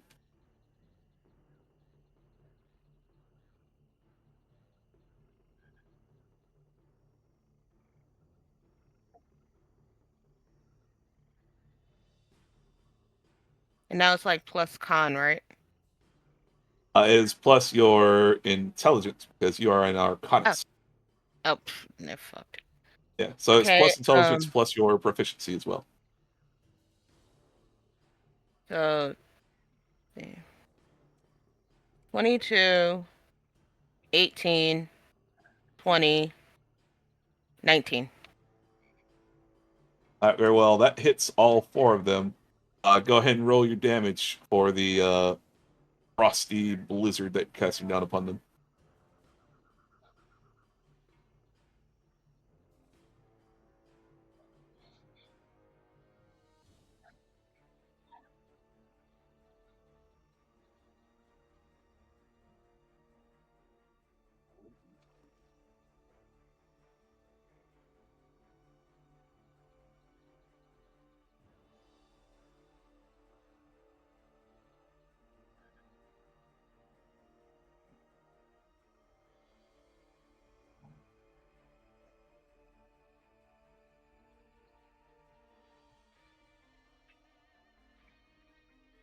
Okay, 8, 4, 10, and 5.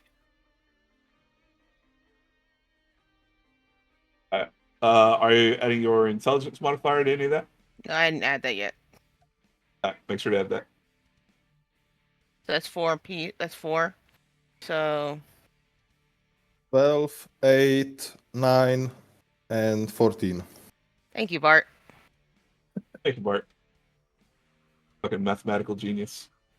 I feel And like who there knew should be the more dead could damage. do math? I feel like there should be a little more damage for that, so let me double check. Let's see. The damage cost is D12 and an additional D12 per 2 points spent in Arcanist. So this is level 5, so you should be doing. Are all your points in Arcanist, or do you have one in Cultist? I have 1 in cultist. Okay, so you guys are level 8, so that's 7. Bring it down to 6 for the even number. And then I crit at 18, so a couple of those are crits. True. So, let's see. So that should be 1d12 plus 3d12 per one. So 4d12 damage per slime. So go ahead and roll me 12 more d12. 12 more d12. Yes, sir. Or yes, ma'am. Why not just do all take the same amount of points? Because they're individual mobs. that's maybe not how the thing works. I don't know. You said 12 more? Well, bear with me. Just bear with me a sec. I got a double read elemental devastation.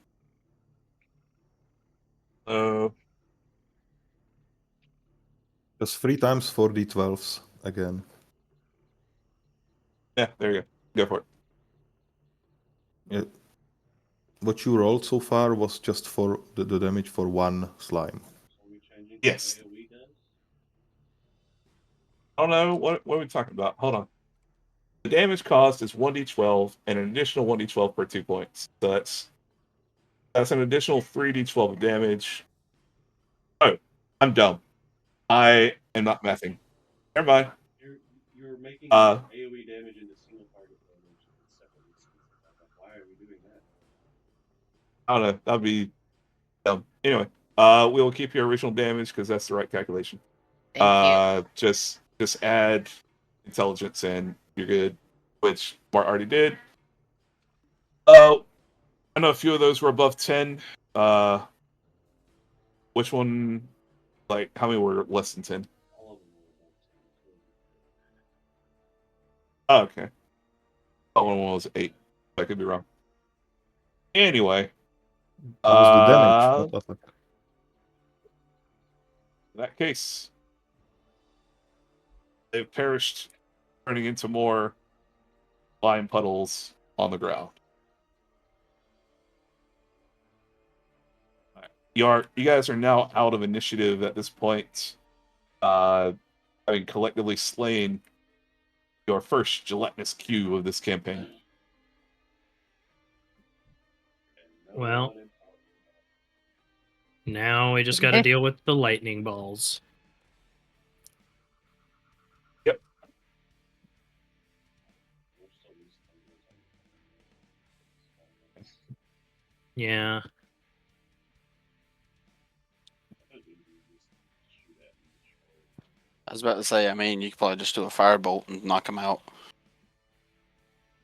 Anything that can't be grabbed, I can't help. I do physical AoEs, not magical. I only have one more fireball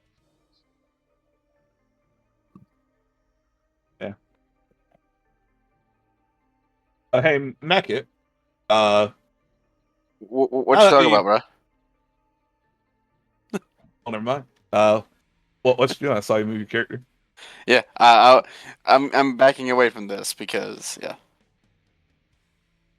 All right, we'll see how well that turns out. Give me a deck save, buddy. Yeah, okay. I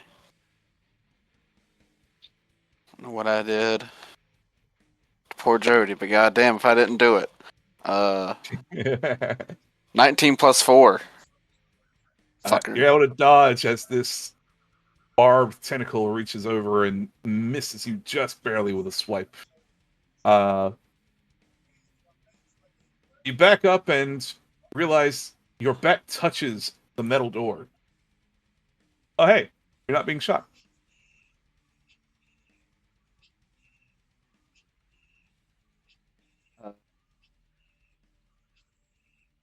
I would like to pick this lock then, or see if I can open it first. You open it, and it swings wide open with no further trouble. I kind of look. There's a lever in here, and I really don't have any more armor. I think you'd be the only one who can actually flip it without too much issue right now. Oh, I guess that little slime puddle, never mind.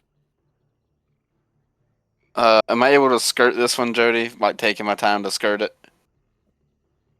You can take a 10 on it. That's fine. Yeah, and I will. Well, I can't get in there to flip it, but I would flip it. Sure. You flip the switch. There's a small sizzling crackling sound. No, it's not the creature again, don't worry. Instead, the 2 lightning beacons seem to submerge down into the island in the pool of acid.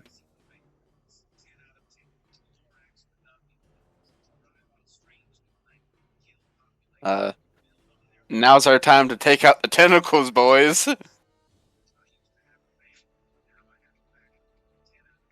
Can I just fucking start laying into these tentacles with bullets?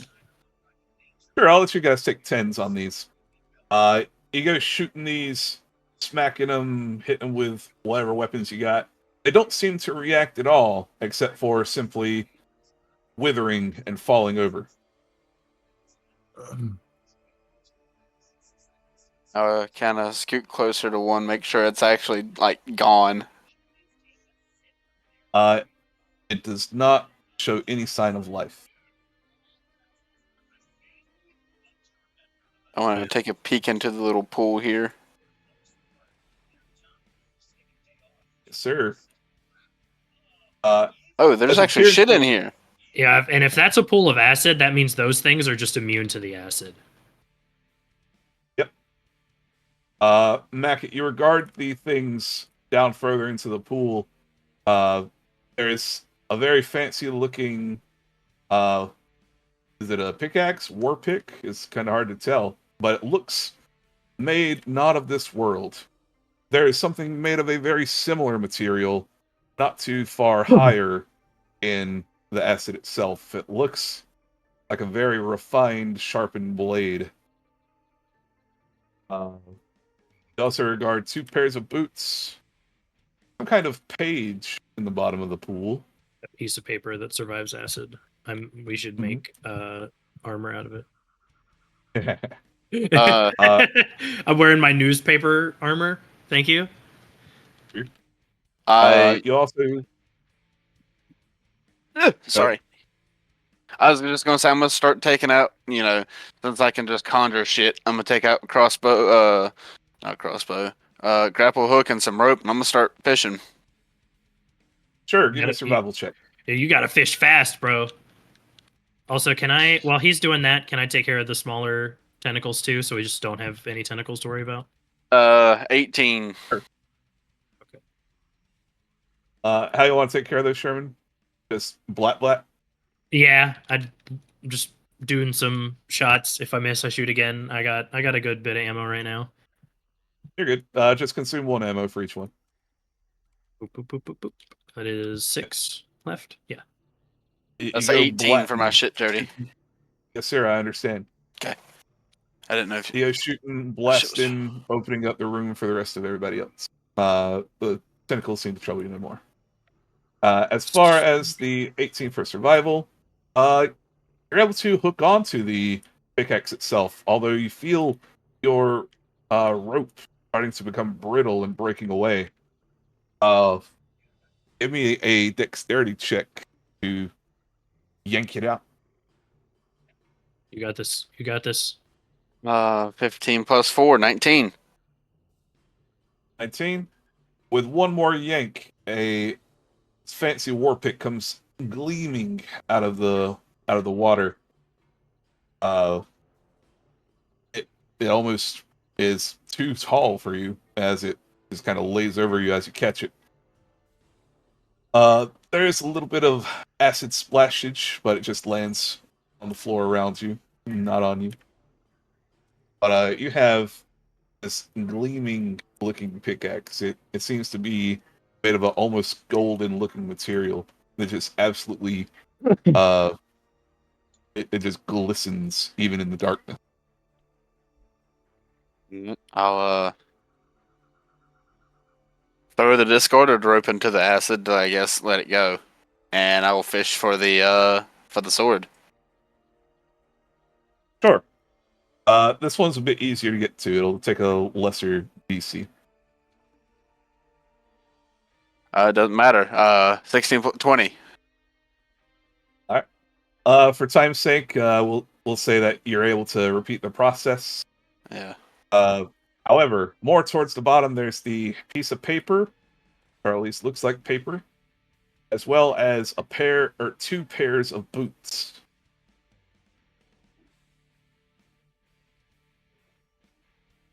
I'll think for Now- think for a second. Yeah, take you a second. I'll get on to the other fellows who are also here. Kamatha, Mur, What you guys doing?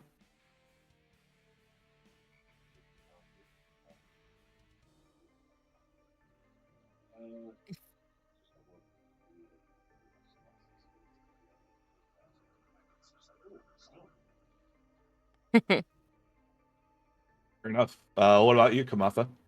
I guess. You joining the club? Yeah. All right. As you lot peer into the pool, some things are darker, some things are brighter. Absolutely, the katana that Mackett just fished out definitely detracts from a lot of the light that was in the pool. This katana itself gleams with a holy light. Well, maybe holy? Hard to tell. It's just very bright, brilliantly shining in your eyes. The handle itself seems encrusted with gems from one end to the other. Very tip of this katana seems to be kind of hooked off into the opposite direction, almost making it like a hook blade of sorts. Either way, it looks quite deadly, lethal, and very well crafted. Mackett's kind of sitting there for a second. And then all of a sudden he springs to his feet and he pulls a fishing net out of his. And he's actually going to use the fishing net to grab these boots. Very well. I will say, since this is a net and not thick rope, as you toss it in, the netting of it fizzles away.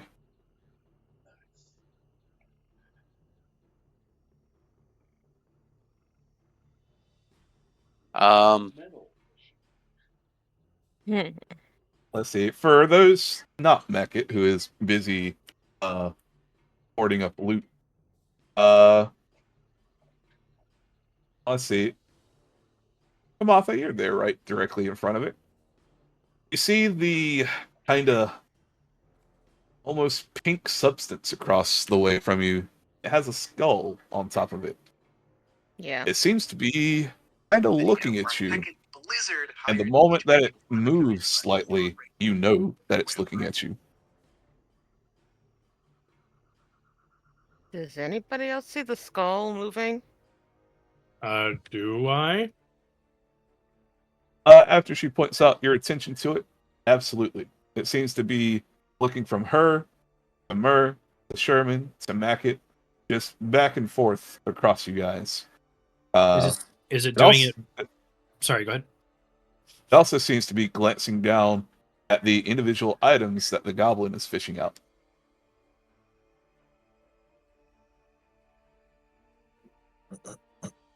Is it doing it like rhythmically, like on a system, or does it seem to just be kind of meandering its eyes around? Despite having no eyes, it's just pointing its sockets at each of you. No particular pattern, just regarding you, noticing you. It is at this point that you notice that there are two more of these life forms, question mark, down in the puddle of acid itself.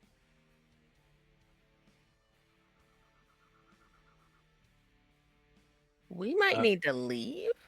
Can can you understand me? It looks directly at you, Sherman. It gives a nod of its skull. Well, I don't know if that's more or less concerning. So I guess we now have a framework to proceed. It tips its head to one side, curious like, and then it turns its attention back to the items which Mackett is fishing out.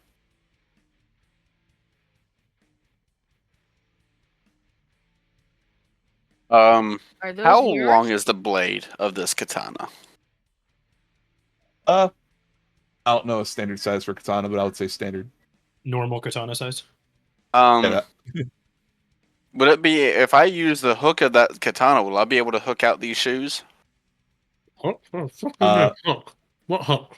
those shoes are about 15 foot under. Also, what fucking hook? What hook? It's a hook I sword. already said that there's a reverse hook on the end of this katana. Oh, I didn't hear that part. My bad. I asked the skull, is that sword his? It's I don't know. Pronounce. If it belongs to him Yeah, or her, whatever it is. it nods vigorously. Mackett, I think it wants its sword back. It's a skull. What can it do with it? Are you friend or foe? It looks at you, Mur. It seems to notice kind of your dark aura about you. Such an emo. Doesn't seem to know how to respond. Yeah, why would how would it answer that question? So far, we know that it can nod and shake its head no. 2, why would anything answer that question honestly? How would we discern whether it's telling the truth or not? We can only hope that we ask yes or no questions and that we get the right answer.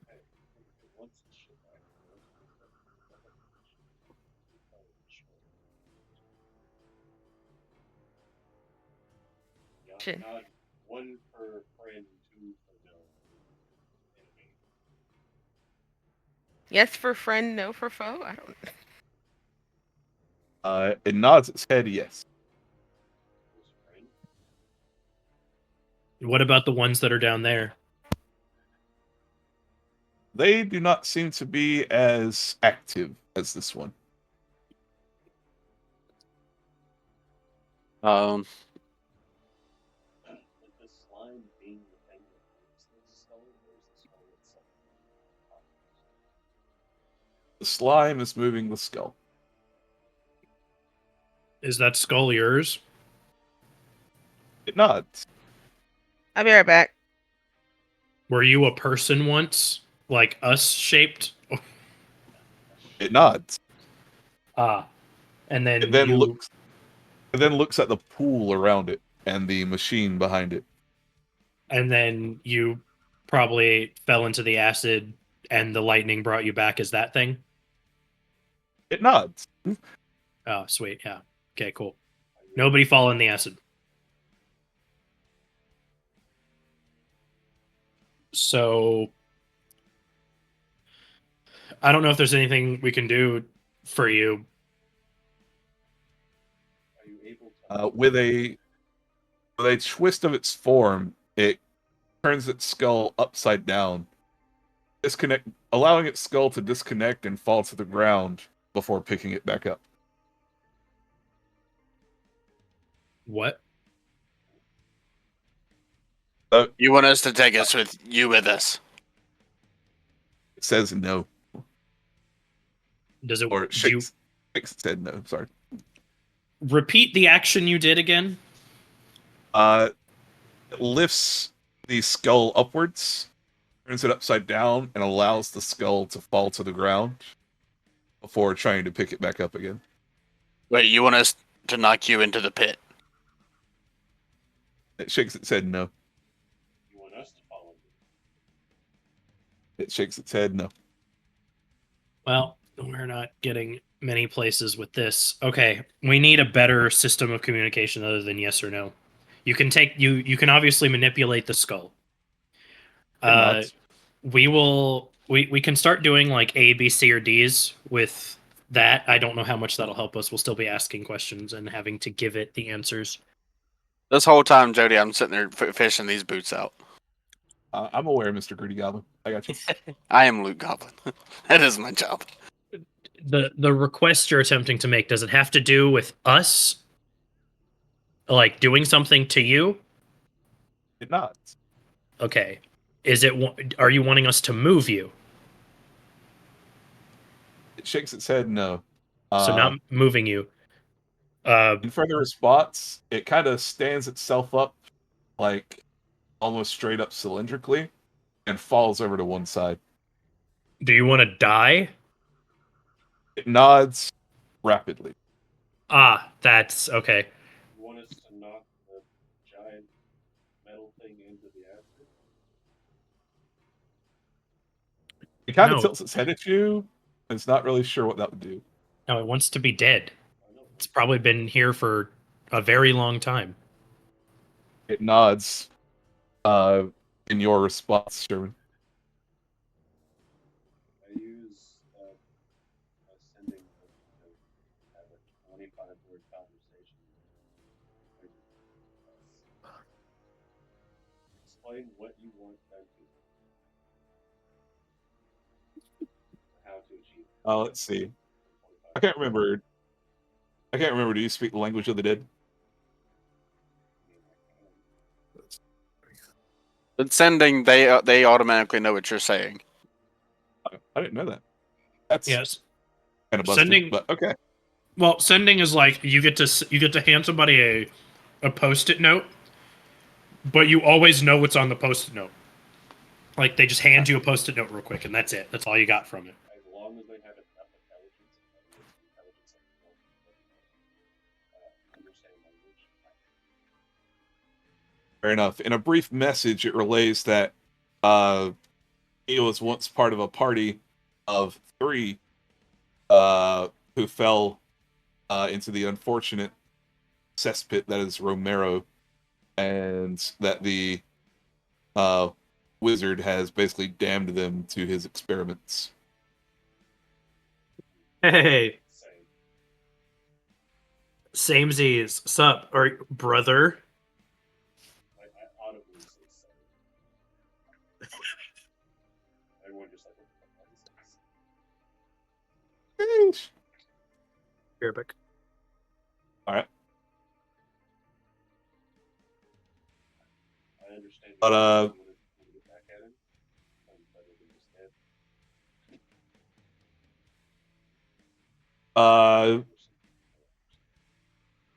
Fair enough. I will say that maybe at the tail end of its initial message, it indicates that the items are theirs, and if you would like them, they can reach them for you.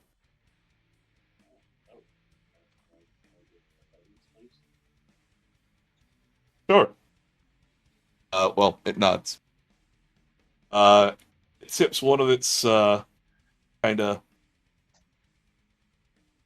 pink tendrils over the edge. Get fucking position.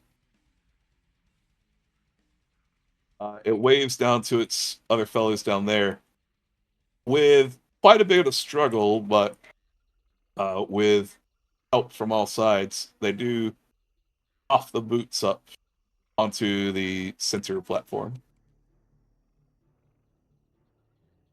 As for the katana, Beckett has already fished this out, and the pickaxe.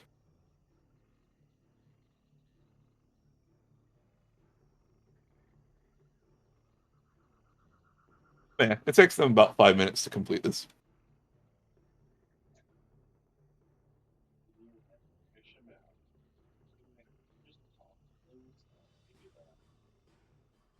Who knew that, a skull was capable of speech, so not everybody can talk to dead shit. Ask him about the paper over there.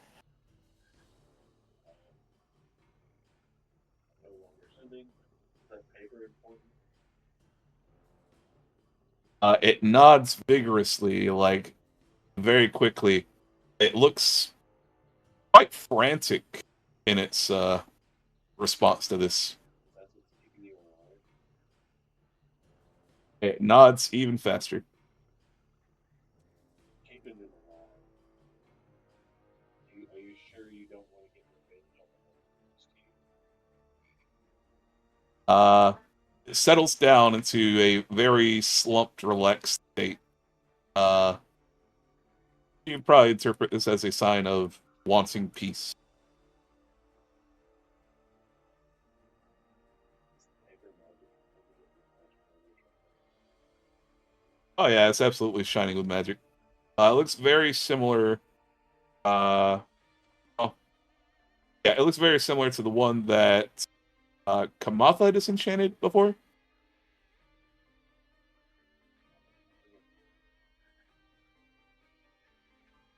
Anyway, it's down there. It's shiny. It's glowing. Seems to be actively producing a spell. Kill the paper. Or grab the paper somehow.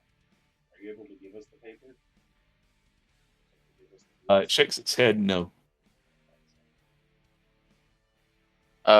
Mackett reaches over the hook of the katana and just plucks the boots over, and then I'll go over to the edge right here, and I watched them do it. I'm so, come on, did y'all have any more of that disenchanting things?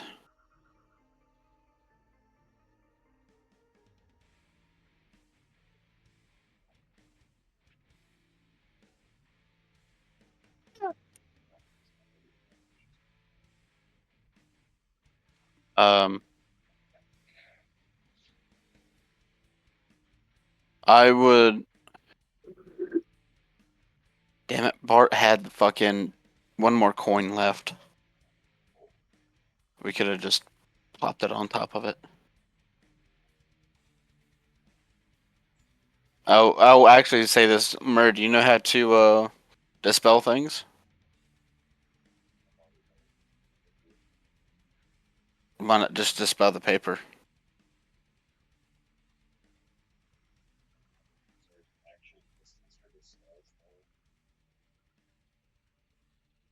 For dispel magic, I believe it's 30 or 60 feet. It's one of those two. But Right. in any Return. case, Right. you can definitely reach this. Just truly don't want to get back at Oh. They do not make any further movements. They are waiting with anticipation. The fun. Bob, goodbye, Jill, goodbye, Jack. As you dispel this magic, you can detect that it was immune with dead, just actively pulsing once again out into the earth. With that, the blobs seem to walk down into almost a pancake-like shape. Their skulls resting in the center. The light emanating from the pink goo is now dormant and faded.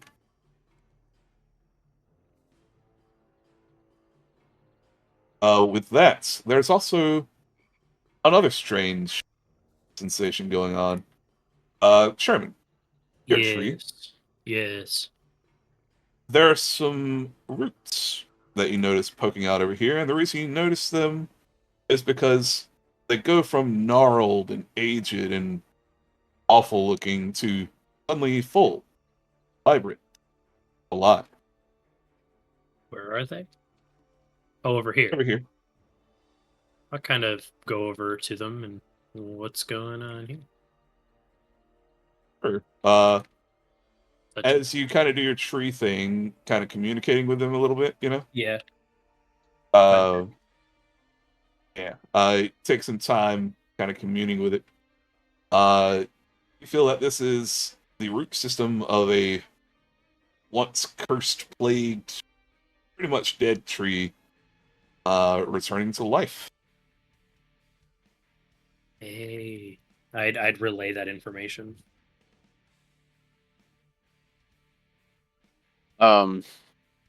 As he's saying that, I'm affixing a rope to this war pig.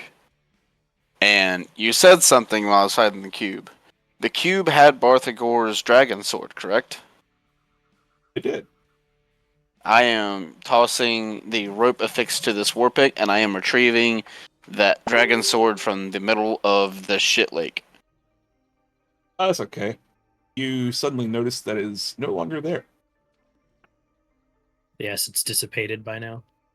Yeah. There's a little wave from the draconic guardian guarding Ungabunga's body. I really fucking died. God damn. Oh, I told yeah. you fucking died. I'm Yeah, back. Yeah. So, I thought that was a joke. welcome back. So, Ungabunga, I need to resolve some things with you. I guess I can hop up again. I didn't get my water, so I guess I'll be right back again. Yes, sir. All right. So, Ungabunga, my friend, my demigod, my paladin. I was going to move you to another channel for this, but seeing as they've completed the ordeal, I suppose they can listen in, as long as that's cool with you. Yeah. All right, so the way the story goes, you walked in the laboratory around you, looking quite menacing, weird, mysterious. You flipped a switch, another switch, and these switches caused the door to close behind you, sealing the rest of your allies out. The door, unyielding and seemingly indestructible, did not waver, did not open. It left you in solitude to your apparent doom. As when you went to reach for a third lever to try and resolve this puzzle, a gelatinous cube formed behind you. With all of your primal mights, your strength, your determination, every swing was met with a shock of lightning given to the ooze itself. It seemed to recover it, stitching it back together after every swing. Frustrated, enraged, angry, but still confident. You touch your pendant, you become God Valdir. As God Valdir, you rush forward, strength given anew, raising your axe above your head, slashing down. Are you able to cleave this thing in twain? However, the mysterious essence of the lightning shocks it, forcing it to recover, stitching it back together into one mass. It begins to form around you. You are covered in itching, acid, burning. It fills your nostrils. It burns the inside of your nose. You're able to claw your way out with the best athletics checks that you can throw at it. You run your way around the room, looking for any way out, any way to get your allies in here. Perhaps ones that could solve the mystery of this unkillable foe. And then that's when it clicks with you at the last second. You notice levers on the wall, the levers that you started with. Perhaps pulling the right ones would finish this thing, or at least stop its recovering abilities. You run from one to the other frantically in a panic. However, the tentacles make this almost an impossible feat. Every time that you try and run past, it's a dex save.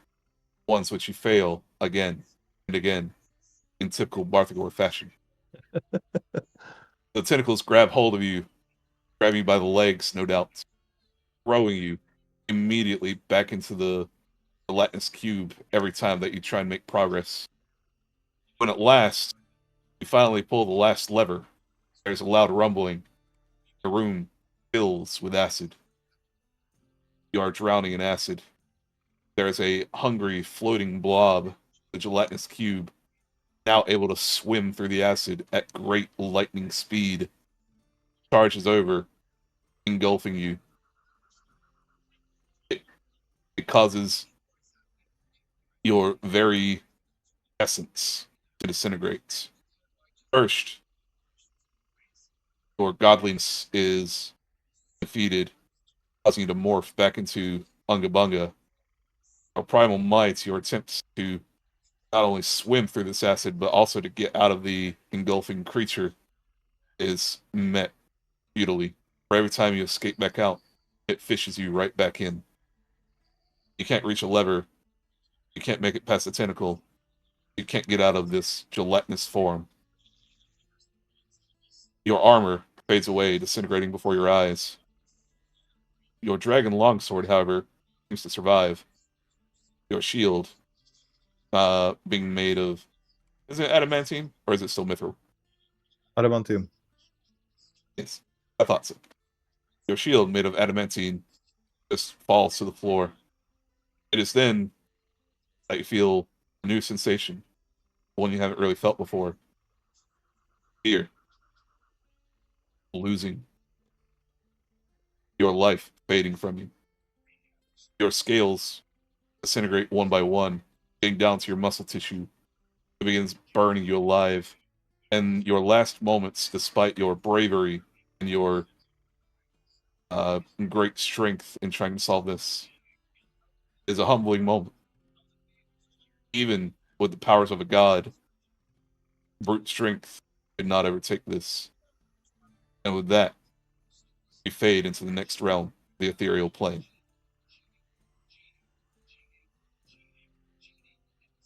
Let's go. All right. That said, in the ethereal plane, you are met with. You're back in Prima. The very earliest days, it is a nice nomadic town of fish moving from one place to another. Your fellow Manilo folk. They're great at trading with people, offering prospering wealth anywhere they go. And that's when they decide to settle Prima itself, near the mouth of a volcano, which seems to have various rare resources within. Uh, Before knowing the full potential of the volcano and its caves and its resources, uh, you're on a scouting mission. Go in and find everything that's going on in there. You know, whatever beasts that would be there to slay, to clear it out for the people who would need to recover stuff from the inside. And it is there they find a rather magical looking amulet. It is upon a statue. It is on the very brim of the inside grotto of this underwater volcano. It is intense, burning with heat, but with your might and your resistance to heat, be able to make it over. You grasp this amulet. But with that, the eruption of the volcano begins to occur. Magma forms up, swelling higher and higher. The quaking caves in your way in. Your life flashes before your eyes as you take this necklace, which is glowing in your hand, and in a desperate wave, you put it upon yourself. You morph for the first time into God Valdir.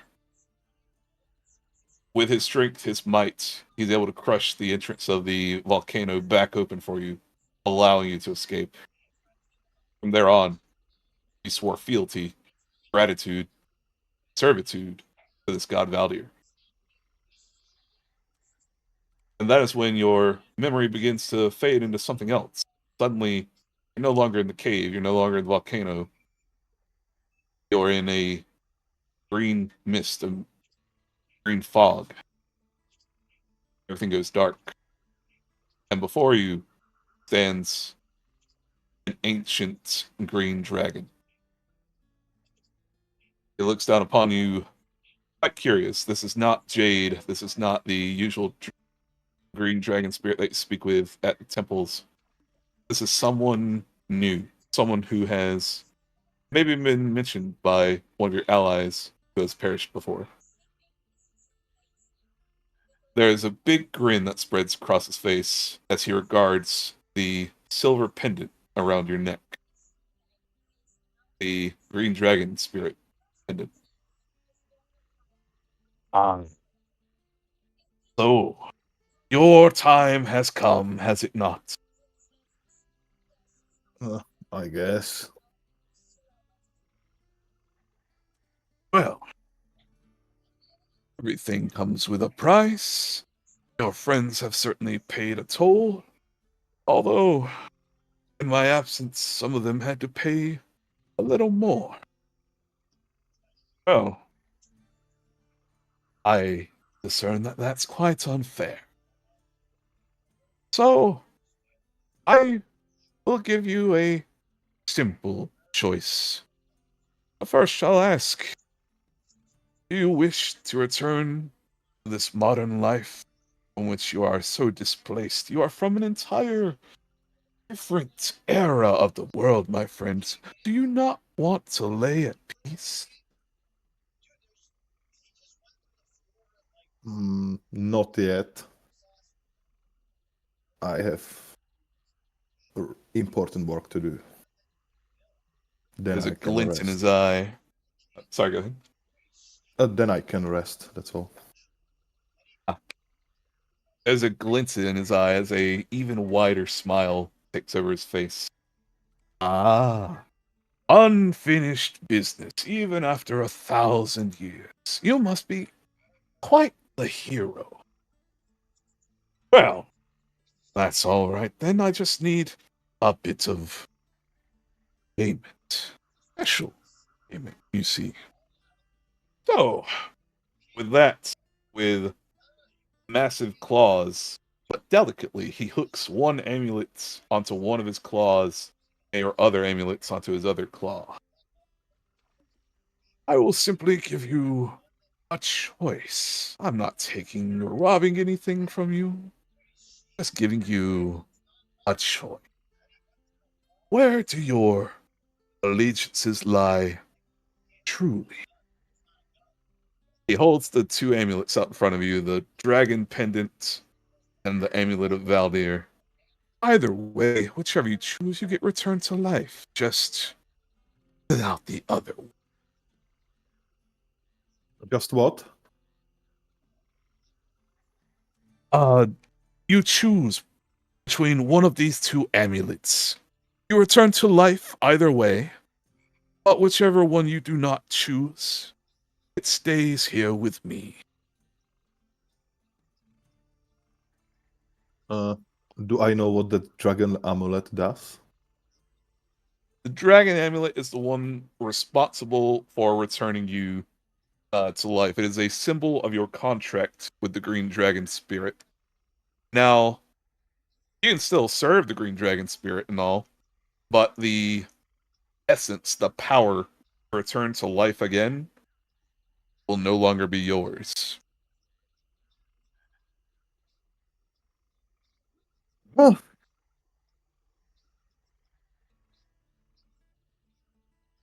I'll grab the Valdir amulet. Sir. There's a grateful nod from the dragon spirit as he takes your silver pendant and adorns it onto one of his horns, almost childlike. Ah, yes, it looks nice. With that, he casually tosses you your amulet of Valdir. Very well. Where would you like to return? Would you like to return to the last town you were in? Or at the entrance to your place of demise? Yep, there. The entrance of my place of my demise. Like raising a judge's gavel, he raises one of his large dragon claws, slamming it onto a void-like ground. So be it. Return to life once more. Unga Bunga, servant, or vessel of Valdir. It is good to see where your loyalty lies. With that, Unga Bunga, you are... Where did I put your token? Where did I put your token? It's somewhere under the water. Don't know why. Oh yeah, let me submerge that back down. The acid flooding is gone. Alright.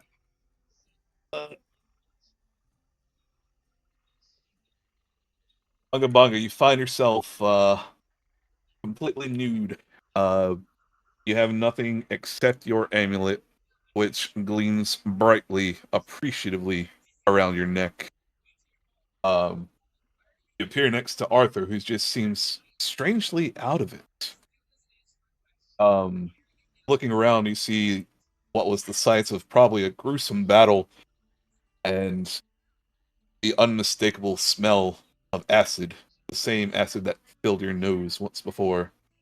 You hear conversation around the corner from you. Sounds like familiar voices.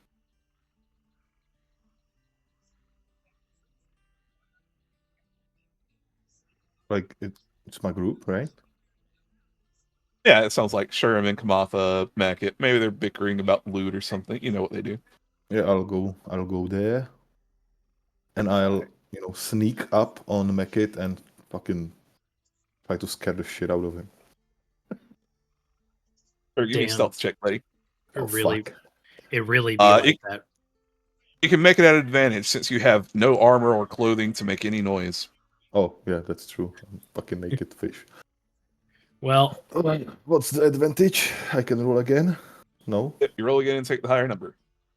Okay. Watch me fucking roll 4. Oh, 9. And stealth is... Oh, I don't have... On my new PC, I don't have the fucking... what's it The called? link. Yes, please. Sorry. Very good. Just go to character files. Yours is the very top one. Character files. Okay.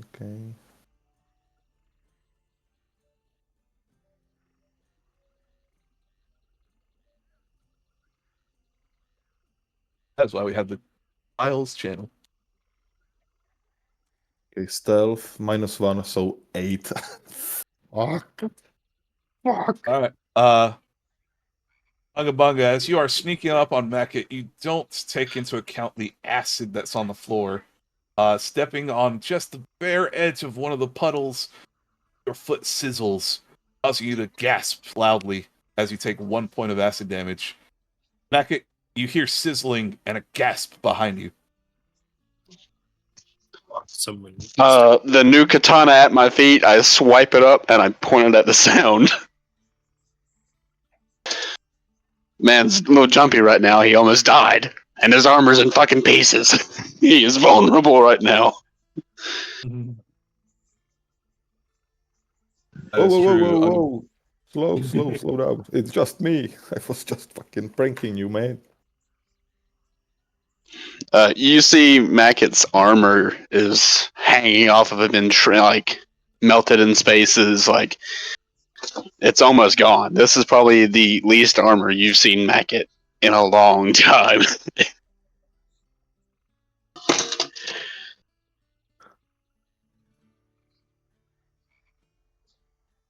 I take it your fight with Ooze didn't go too well either.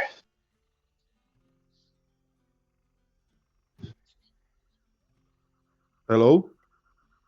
Hi. Can you hear me? I can now hear you. Okay. Yeah. Unga, why are you naked? Well, I just swam in the acid, and I sort of died.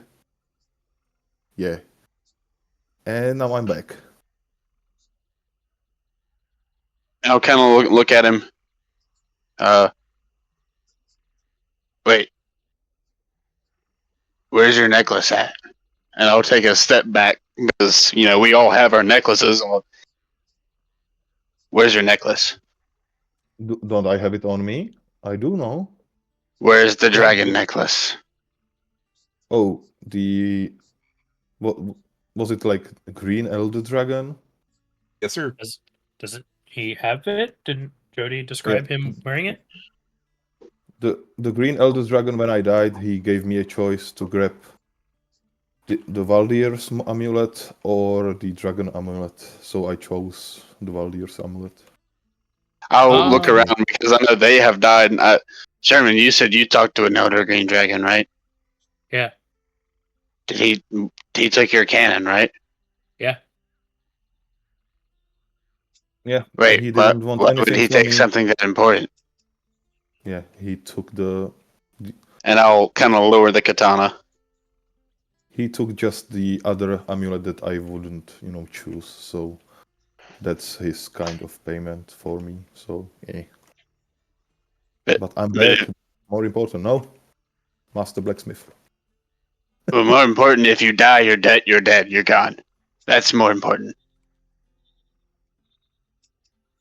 So And now I'm back, so you can make me a new armor. Hey. And I'll kind of look down at myself and look at Scalebreaker. You see, Scalebreaker's kind of fucked up a little bit too. Shit. Murray, do we have any coffee? I'm going to be busy all night. None here. Feck. By the way, has anyone saw my sword? Should be somewhere. I'll point over to the green to the guardian dragon spirit. Unga Bunga, you turn around and just behind you, over what looks like a rocky chest, like a stone chest, there floats a rather buff-looking dragon spirit. He regards you with a large green flame erupting from his mouth before nodding his head reverently and then dissipating. Where? Behind me? Oh yeah, just against the wall. The chest is not actually there, but in spirit. Yeah, okay. I thought that I was fucking blind. Sir, you open the stone chest. You are relieved to see most of your equipment. You see broken splinters of mithril armor, just little small fragments. But your sword and your adamantine shield. Did you also have dragon boots? Yes. And oh well, the gloves were ogre strength, so no dragons. Yeah.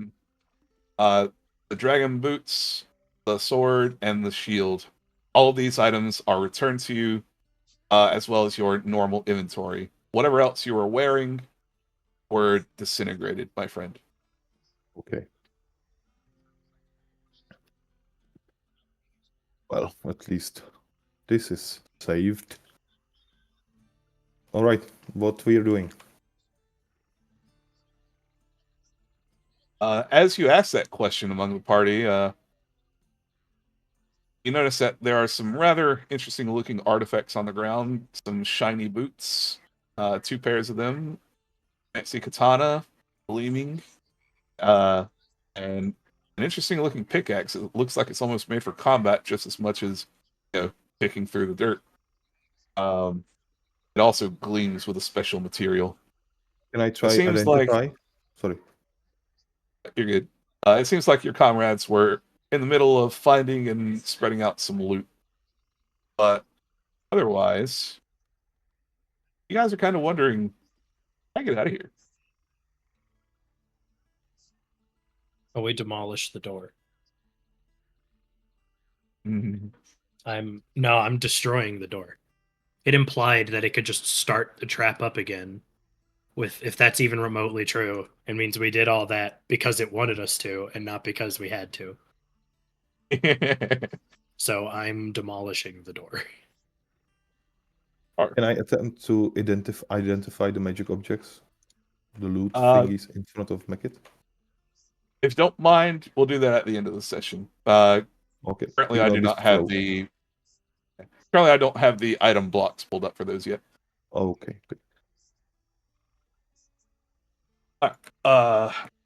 Yeah, you guys just notate that you have 2 pairs of magical boots, a magical katana, and a magical war pick. Remember you said you're gonna go and try and mess with this door? Once we go to leave. Fair enough. In that case, I will leave the adventure in the hands of you guys. Whatever you guys want to do. Well, let's get our stuff, and I guess we should be getting out. There's nothing else to do here as far as I'm aware. Did we get the paper? The paper was disenchanted. It seemed that it was very similar to the one that's been disenchanted before, which was causing a lot of problems. Okay.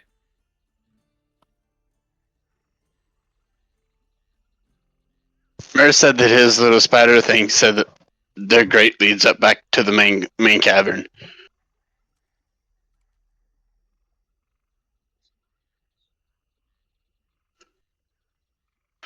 I want to check around here, Jody. Is there anything else in here? No, that's about it, buddy. All that's left in here are just some torches flickering away, some vents leading who knows where in the acidic pool, and the pool itself.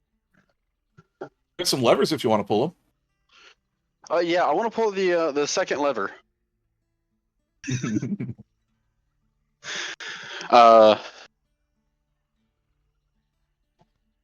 If that, then I guess it's time to get the fuck out of here. With a sense of feeling a bit accomplished as you guys have disenchanted a major magical phenomenon going on here, not only with the machine, but the scroll itself.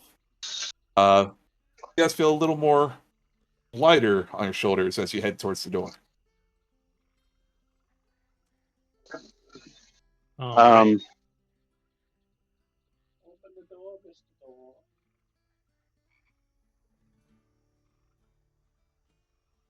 Yeah. Open the door, Mr. Door. I see Sherman approaching the door. Anything you're trying to do, Sherman?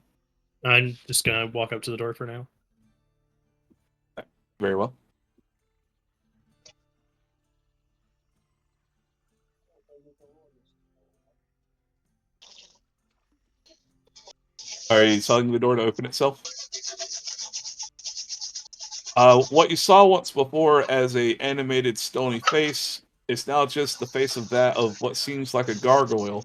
Its mouth wide open and a giant, like keyhole at the back of its throat.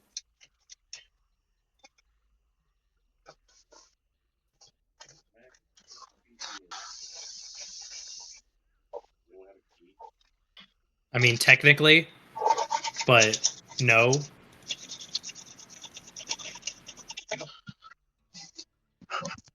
Oh, I have a key, all right. That's something for this door, but Yeah, that's. I mean, technically, but does it look like it would fit? Oh no. Are you suggesting what I think you're suggesting? Possibly. The key of Earth? Yeah. It could probably fit, but whether it'll turn or not, maybe. Yeah, that's what I was assuming it's not. Nah, it's not a match. It's not a match. Wouldn't that be some shit? Yeah.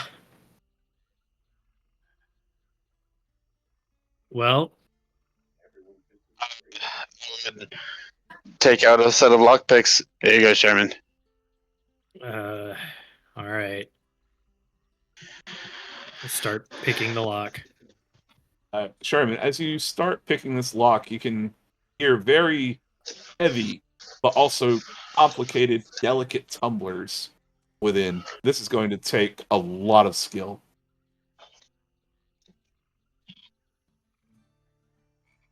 All right.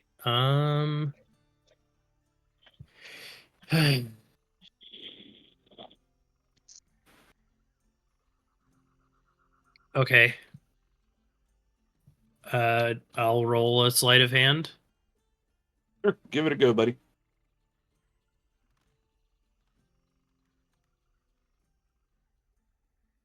Oh my god. 36. It's a nat 20. Fuck whatever the 36 is. Jesus Christ. So it takes you about 5 minutes on what you would deem as a normally impossible task. But you give it a go anyway, because it doesn't seem like there's much other option except for squeezing through some gate, which you don't really know where. You don't know if everything will support you or whatever. It's dangerous. With a resounding click and a rumble, the door rolls open.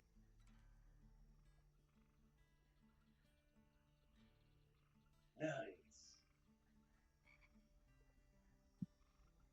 Well, can't say I thought that would take as long as it did. As that happens, guys, what about all the traps and stuff on the way back, and the fall that we had to do to get here? We'll cross that bridge when we get there. Isn't there- Kamatha, So, so- there? Just right down those steps. So Kamatha, We're can pretty much you there. just teleport us? I'm not y'all personal taxi. I mean, aren't you? What? So you're saying you wouldn't live down here? So real quick, Jody, is this like little round part actually exposed? Little round part. Right here. Oh yeah. It's like this door did open like it does in this little thing. Yeah. All right, cool. I would start wailing on this exposed part with the dragon horn pickaxe, the adamantine part. Oh, fair enough. Give me a strength check. Just pull that shit out and just start fucking wailing on it. 16. You wail on this with all your might.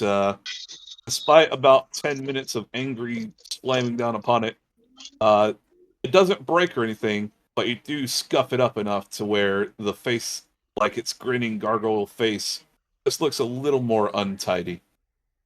Good enough. Horseshoes and hand grenades. Speaking of hand grenades, I'm kidding. Though I was very tempted. I'll think Sherman like that door, guys. No, it implied we might have to do that trap a second time just because it got a little upset.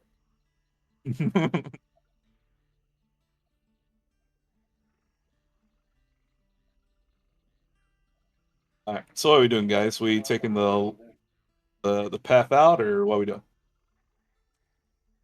I'm assuming. Yeah, I knew you took mine. I'm gonna teleport us out, but I'm just saying I'm not y'all personal taxi. How do you plan on getting out? Because she can teleport too? Kamatha, you focus on the nearest green dragon shrine, or I assume the nearest one. It could be anyone that you know of. But you focus on a dragon shrine. Do you choose the Romero one? Are we going back to Romero? Yes. In theory. Okay. All then right. yes. You focus with all your might on the Romero dragon shrine before manifesting a glowing blue portal. After your allies flow through, it leaves you a moment to look back over the wreckage of the room before stepping through yourself. Okay.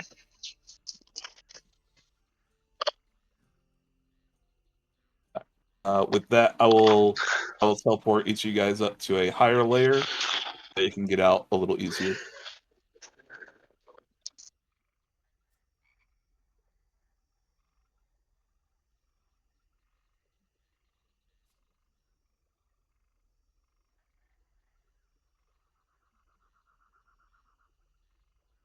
Alright.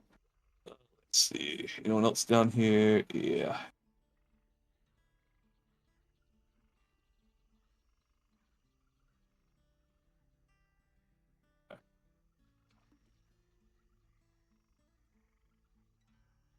Let me move my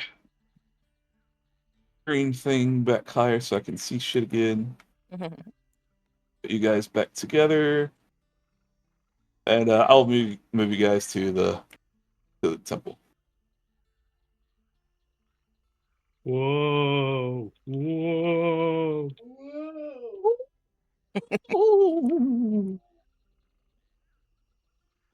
What? Alright, I think I have all of you. If anyone's missing, let me know.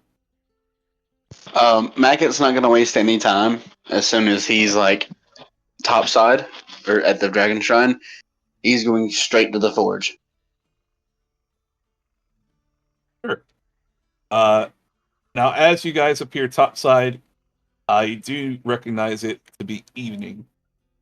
You guys spent all day in there. Not too surprising, I suppose. As Mackett's Sure. leaving, I see Naing still guarding the hole there. Oh yeah, absolutely. I'll He's still there, and your Windian fellow is still there. I'll yell to both of them and say, "We're out." And Naing to the forge. We have work to do. There's a little sass from Naing as he makes a what's a resigned noise.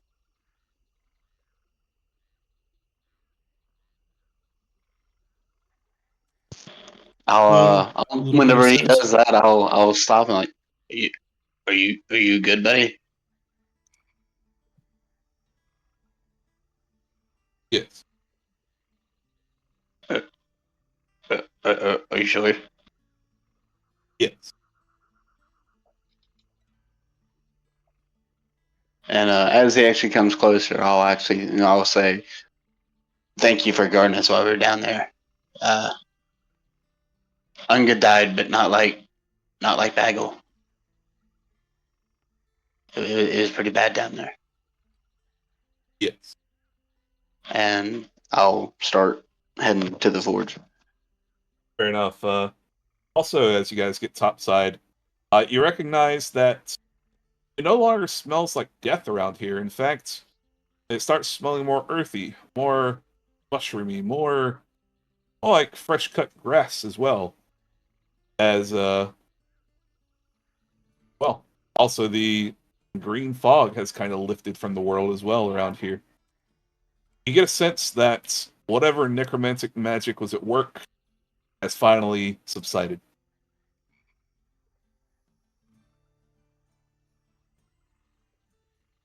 That's good.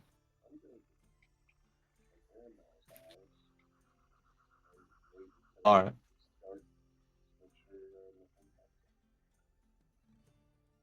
Fair enough.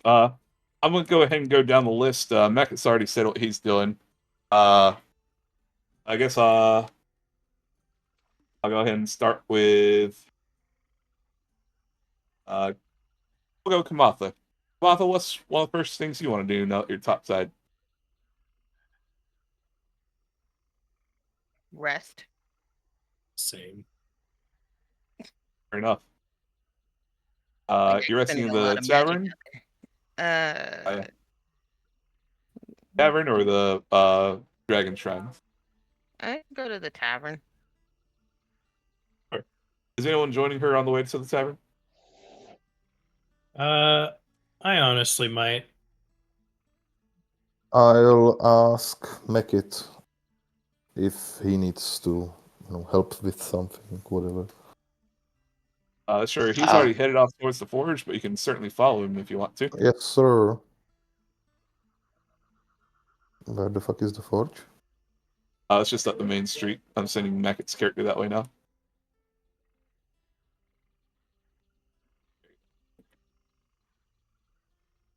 All right. With that, I'm gonna go ahead and park Arthur's character in the Dragon Shrine because, well, he's not here. With that, the Windian fellow will walk up to Sherman and Kamatha. Ah, welcome back topside. You all look a bit, well, let's just say a bit scathed. Everything all right? It was very exhausting, to say the least.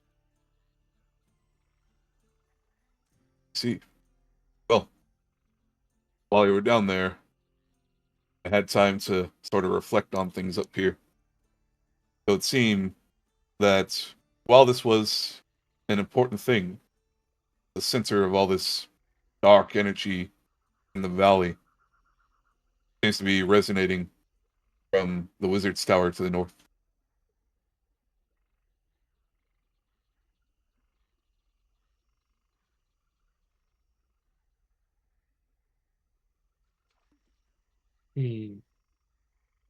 Martha just kind of looking at him like, bruh, I'm not in the mood. That is Oh. important information. We will deal with it as soon as we can, I suppose. He gives you an apologetic nod. Oh, forgive me.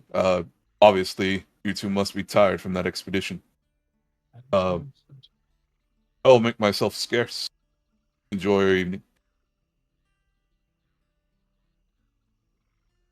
With that, he takes flight and lands on top of the tavern.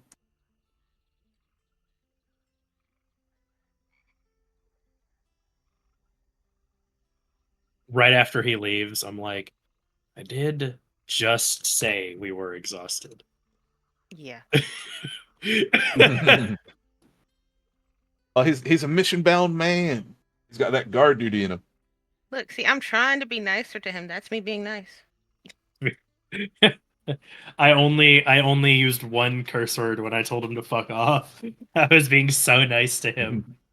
See, I didn't even say that. I just gave him the look that said "fuck off." The eyes, Uh, the fuck off look. As you two meander over to the tavern, you can hear some padded feet coming up behind you across the grass with a subtle bark. Dingus has approached you two. It He seems to never have something in his ends. mouth. I retrieve the thing from the dog's mouth. Sure, you retrieve a bone. And I can't say I wasn't expecting this. People bone. He sits there watching you, Sherman, with the focus of 1,000 eyes. He watches you. I think he wants you to toss it. Do you want this thrown? He does that little, like, quiet woof, but like stamping his front paws down. Benny 100% does that. My dog does that. I know exact. So I'll walk over here. And I will fucking just send it like this way somewhere. Probably in this area. You give it a yeet before suddenly, seconds later, it comes back to you, glowing blue. I cannot throw this bone. No. Uh, I do when it lands again. back in your hand, sure. You throw it again. It comes back, glowing blue once again. You notice some runes carved into the side of it, and can't help but notice.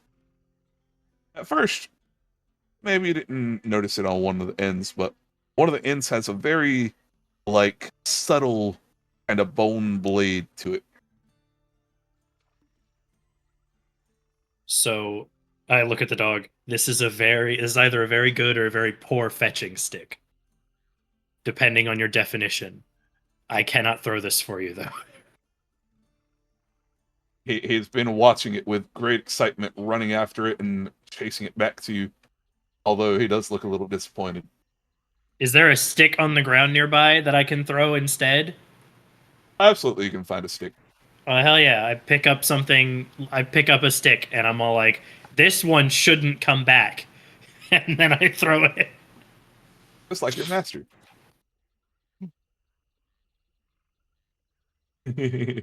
Damn. Okay. Damn. Alright, so you throw the stick.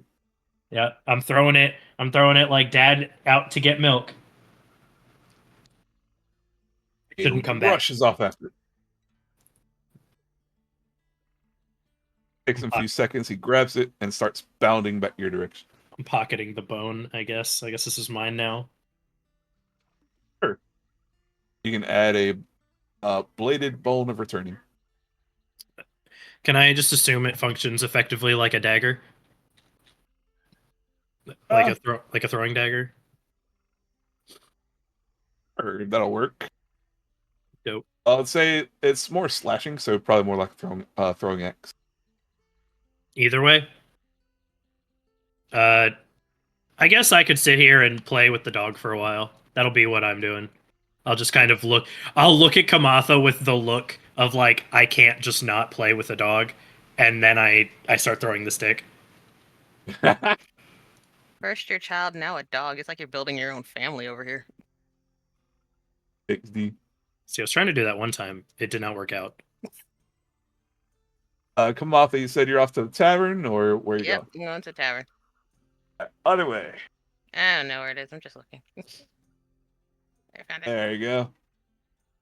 You make your way into the tavern, where you're used to coming in here and smelling thick tobacco smoke. It is not present today. The cloaked fellow does not seem to be sitting at the table. Instead, you are met with Arthur in his usual spot, or not Arthur, Scott in his usual spot at the the end of Yorva's counter. The two seem to be chatting pretty casual as you wander in. Yorva looks up. Oh, welcome back, Kamatha. I just need a place to rest. Well, like anyone, it's 5 gold. I got you. She Thank hands her- Moo.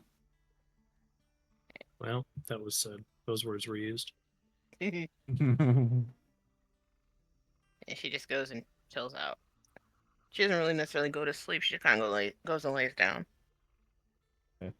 You hear hushed conversation behind you. Yorva's a bit worried. She doesn't eat right. What do I take to her? Oh, I don't know. What do you give to someone who doesn't like food and comes to a tavern? You got any Fucking books? tea?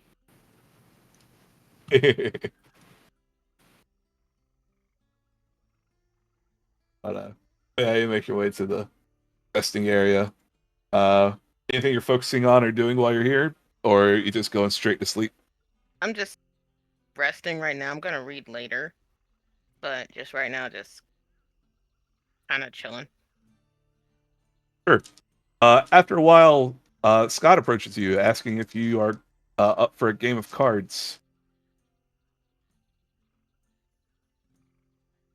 Tell him his teacher's working. He needs to go help. To do that, I was like, I think Mackett might need your help at the smithy.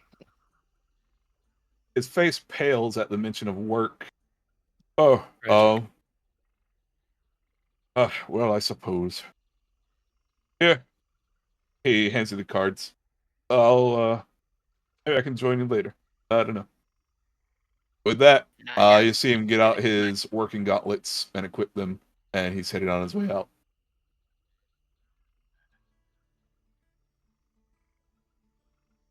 See, socializing 0, antisocial snake person 1.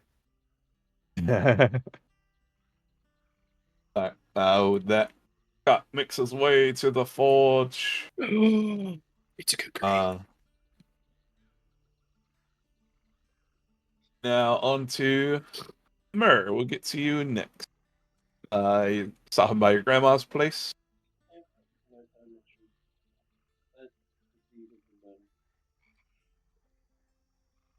Very well.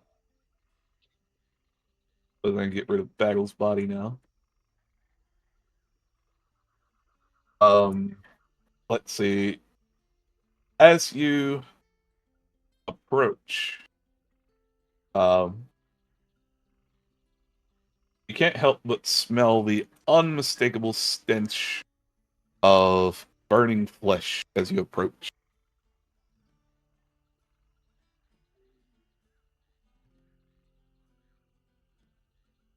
Back, Grandma.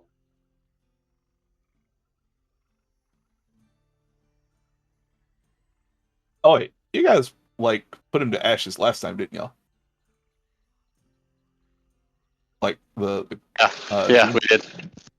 okay, never mind. You don't smell burning flesh. You just smell a pot pie baking.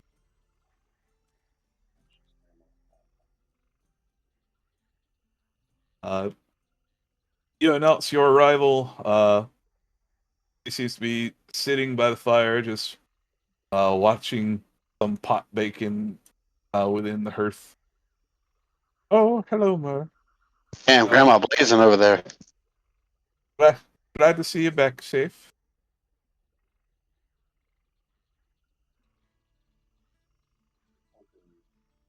The job is done. You'll find out when sun is around. She doesn't give a nod. She doesn't give any regard to that statement. Instead, she just pulls over a stool and pats it. I've joined Grandma for a few.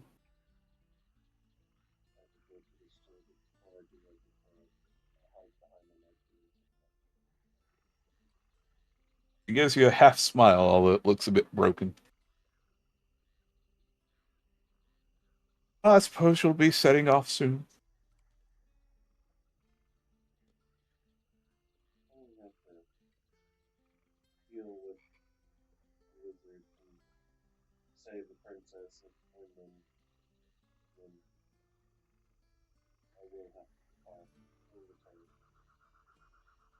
Yes, yes. Brave heroics. Ah, grandson.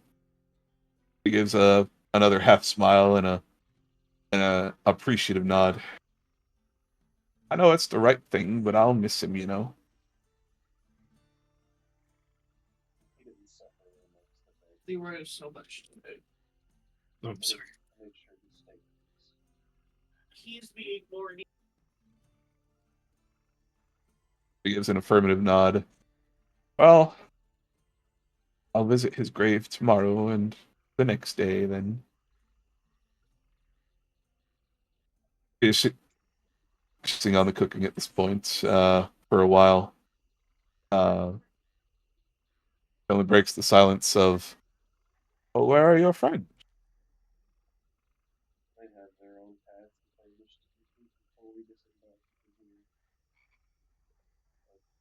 Don't choose to dwell on the dead and relish in their sorrow.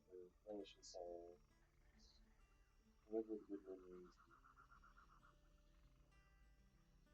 He wouldn't want you to suffer. Dwell on the past. Her elderly face nods in the light of the fire. It is all too telling that a lot of weariness is on her mind, making her aged face look even more so. Oh, Murray. I'm just trying to figure out what to do with what's left of the town. There's not so many people anymore, is there? Me, Yorva, Scott. Well, there are many things you can do, and only you will make the decision. You can choose to stay and try to rebuild. I can possibly assist with that. We have many people from the Nye that would be perfectly generally anyone else suffering from them. But, a lot of come to Camelon for refuge. Some of them might be very strong fighters, although some of them are. And having a new population, basically a reawakening of America, is definitely possible. Or you can choose to pack up and leave and find new. As the thought overtakes her mind for a few minutes, she takes a moment to stare off, looking around at the dark room, the office, how dusty and run down it's become. You know, perhaps Romero has had its time. Perhaps it's time for a new adventure for those of us that are left. But how can we escape this valley?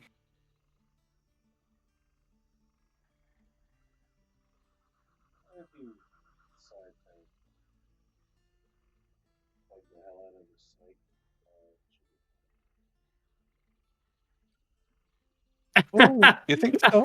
He fucking signed Didn't I Kamala. just say I am not your personal taxi service? He just signed. He's been very nice to my grandma, so I just- like your grandma. You're lucky.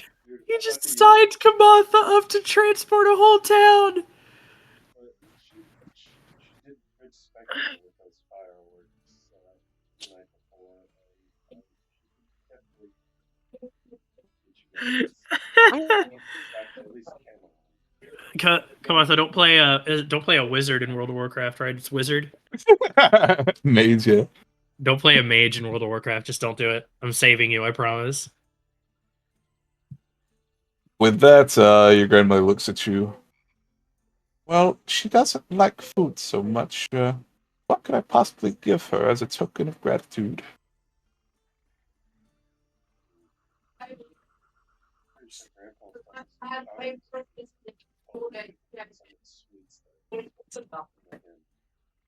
Oh, his boozy chocolates. Yes, he does love those.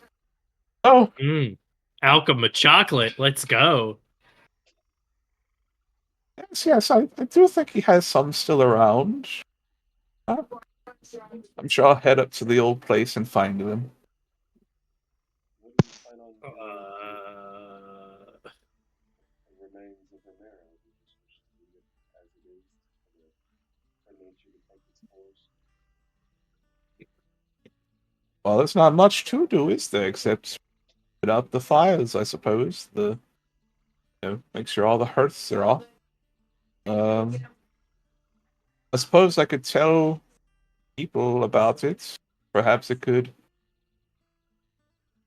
Perhaps I could sell the place, but who on earth would want to buy a place in such a chaotic jungle?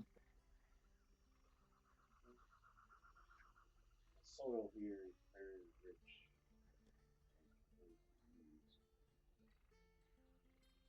So as long as there's good soil, there will always be farmers willing to plow, grow. He nods. We do get good rainfall. Whatever rain happens here flows down the mountains to us. Nourishes everything. Hardly ever have to do any manual watering from the local lakes. So perhaps you're right. I don't exactly have a deed for this town, but perhaps I can write one up. Not like anyone else can do so.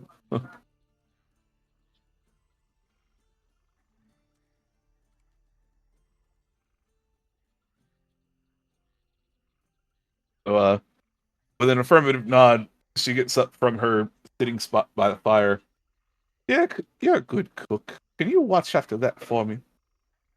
Before she heads over to her desk to make one last act as mayor to create a sellable deed for the town of Romero.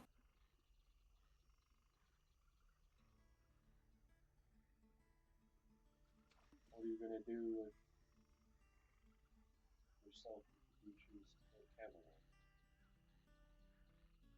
Oh, Are you well, still I going to haven't. force? Are you going to choose to rest? Well, I've always wanted to go to the beach. I've been wanting to go for, probably 30 years. But it's too dangerous to get to around here. I understand Camelon is on the coast, so I suppose I'll enjoy some sunshine for once. Definitely enjoy the sun as much as you wish. With that, she sets to work, and you set to work watching over her rather large chicken pot pie, or in this case, pork pot pie. Excuse me. Oh, pigs, no! All right, we'll get over to Mackett, uh, Martha Gore, or Ungabunga, excuse me, and Scott.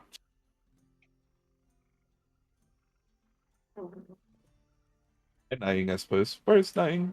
Is he still down the hole?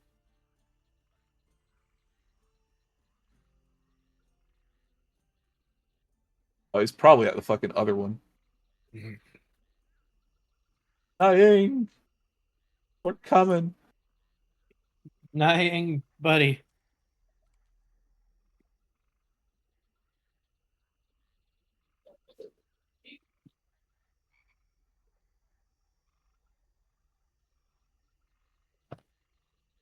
Oh, where is he? Was that like the start of the tunnel, wasn't he? Oh, there he is. Oh, you grabbed the one and I just placed him. My fault.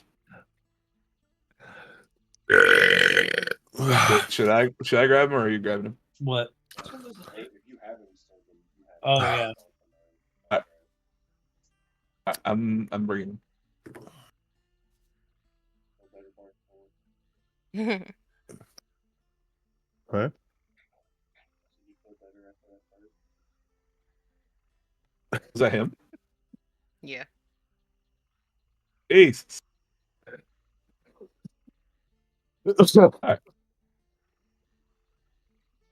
Bart, I heard something. Sorry, guys. I didn't know I fucking broadcast that. Sorry. That was Caddy so tired. How dare you? I'm so upset. Fucking reflex. I don't know. Bro, that was a good burp. I ain't gonna lie to you, man. That was a solid. Yeah, I thought that was a soundbite.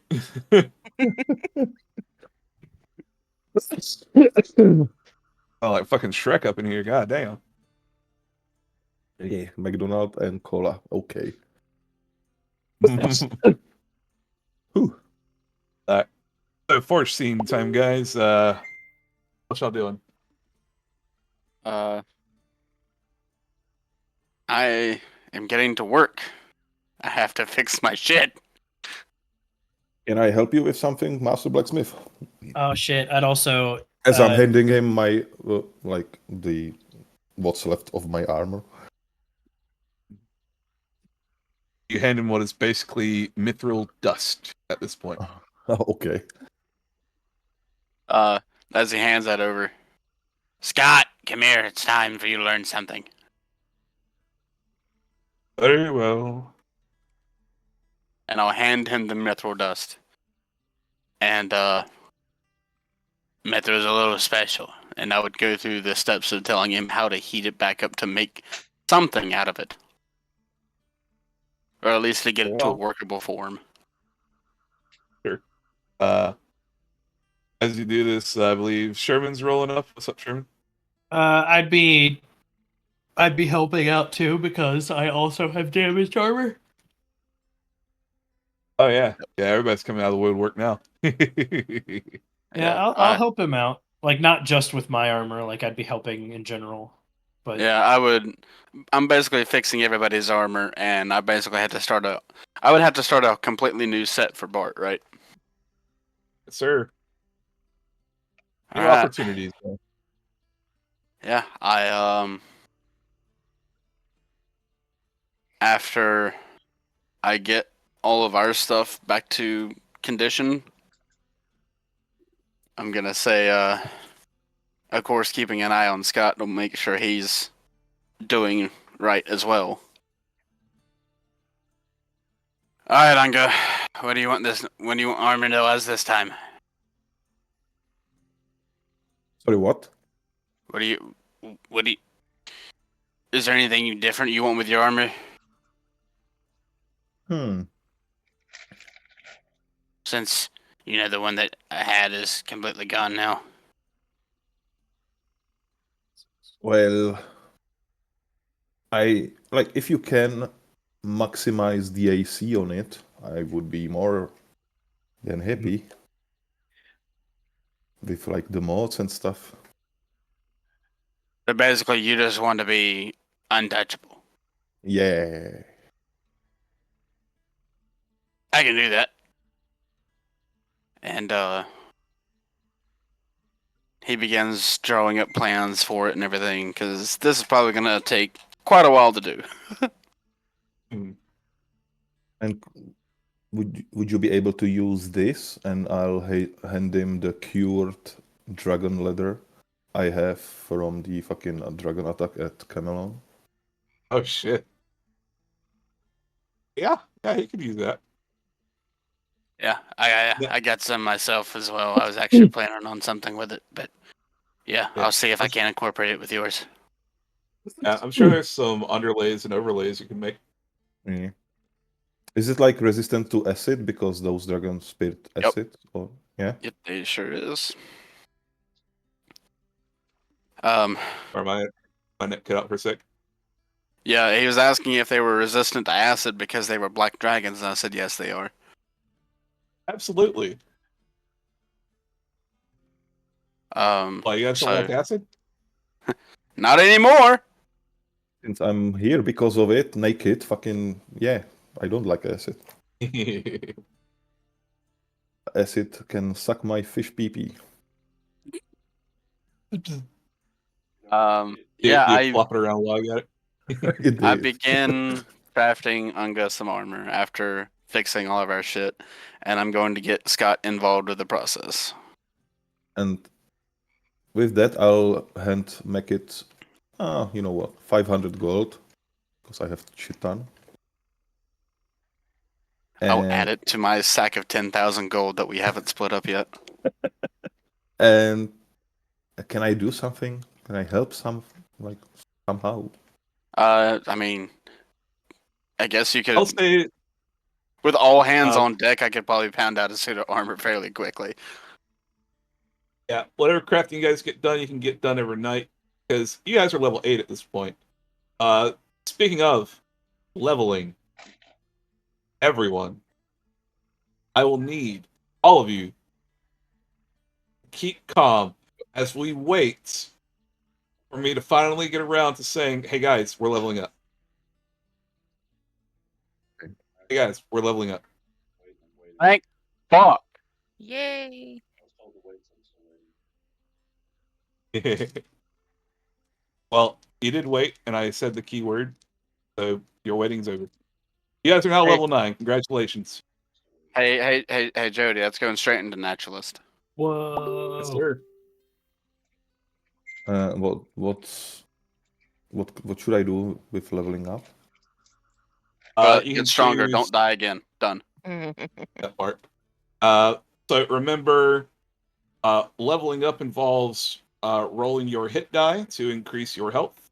Your hit die can be found on your racial page for yours Manila. I believe yours is a D12 or a D10. I don't remember. But you'll roll that die, you'll add your con modifier to it, and that's how much additional health you have added to your max health pool. And where is the, you know, the list of fucking races? Because I don't have it on this PC now. I got you. That will be in the source material chat. Oh, If you scroll, let's see. Oh, Yeah, I just need to repost it. character sheet? No, no, no, no, no, no, no. keeping my 9 on a fucking Complete yeah, it's the handbook. pin. Complete handbook, right? Yep, that's it for you. 9. All right. So yeah, you guys are level 9. I know that some of you guys wanted to play for about 3 hours today. We have hit our 3-hour mark 15 minutes ago. How are people feeling? I mean, I'm okay to continue a little bit. Bella's going to be coming home shortly, so I imagine she'll want my attention for something. I could probably go for another half an hour at most. Sure. We'll use that getting our life together, completing the evening, and getting you guys onto a new day and leveling up. Getting How's that my sound? life together? Ha! Yeah. Funny, You think bro. that's going to take 30 minutes? Boy! Well, you know what I mean. Getting ready for the rest, doing what you want to on the rest, and Yeah. then we'll start the next morning. The next time we play. Ooh. My proficiency bonus went up. Oh, yeah, proficiency does go up. You guys are level 9 now. That's going what from 3 to 4, right? Yeah. Yeah, that's huge for you guys. That improves your blast DCs. That improves your chance to hit. That improves. Some of you have stuff that scales with proficiency, like how many times you can do different things. Yep. I get an additional focus point. Max. Augers. Okay, so 1d12 you said, okay. Also, my health has reached triple digits. Damn. Yeah, Bart, it's D12 plus your Constitution modifier. Okay, I'll roll it in fucking Tails, Breath of Fire. Yes, sir. Are you sure it's not like 6d12? No? Well, look, you're Unga Bunga. You're not Valdir. On the damn game. What the fuck is Huh? happening with that I don't fucking know dice? people in the game. Under allies. 3 plus 6, it's 9. Player, NPC, player, no longer a player. How the fuck Could do be you an have NPC later. over 100 health? What's your constitution, Shermy? Can't remember. Oh, NPC, NPC, NPC, NPC, NPC, NPC. These are all NPCs. Okay.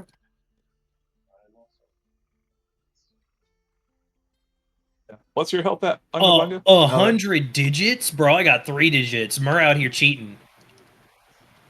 My health is now 83, I'm 87. 83. and my How do you do the constitution is thing fucking again? 6, man. Like modifier.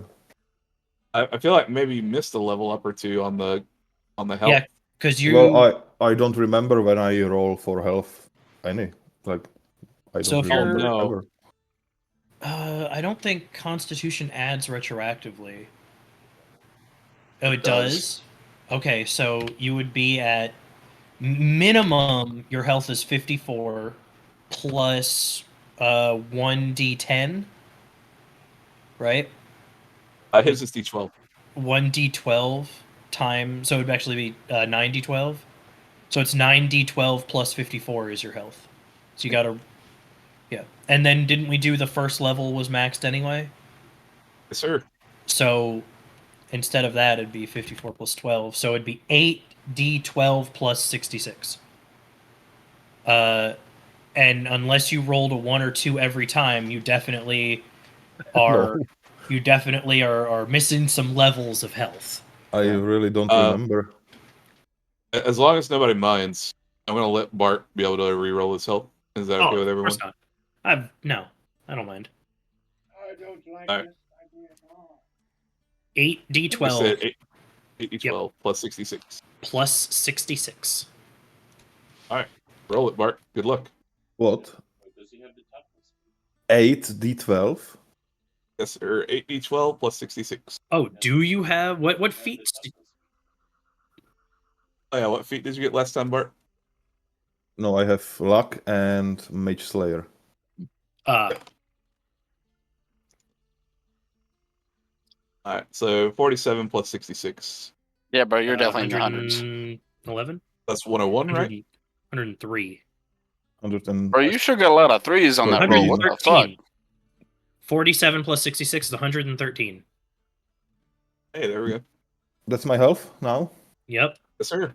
Okay, that's more like it. that is more like it.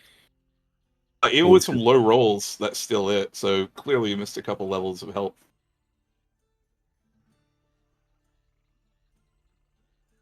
I got Desperado now. I'll get to this for you later, Bart. Just a reminder that, well, actually, what's your Constitution? 6, you said? Yeah, modifier is 6, normal is Here, like- 23. Okay, so as a result of dying, you suffer 5 days of resurrection sickness. However, that is reduced by your con modifier with a minimum of 1 day. So you have 1 day of resurrection sickness, which is basically your health and mana pools are halved Okay, just for that day. fuck you. 56. Bart, you flew too close to the sun. You had 100 health. That's way too much. And mana is halved. Okay, so I can still cast 1 spell. Yes, sir. Let's fucking go. And by the way, if I use the item, I have the, the spell enchanted to it. If I fully deplete it, does my mana, like, not just mana restore? pool, but the usable mana will refill as well, or just a maximum mana? And I Only have the to... maximum. Okay. So I have to, like, refill it when I'm resting, right? Yes, Or sir. with potion, okay. Yeah. Now, of course, you can always just make another item to keep it the same, but it's up to you. Okay. Well, make it. I can give you, if you want, this 1 gold coin with 1 Dispel Magic charge. Okay. And I'll make new coin with Dispel Magic 3 charges. Huh?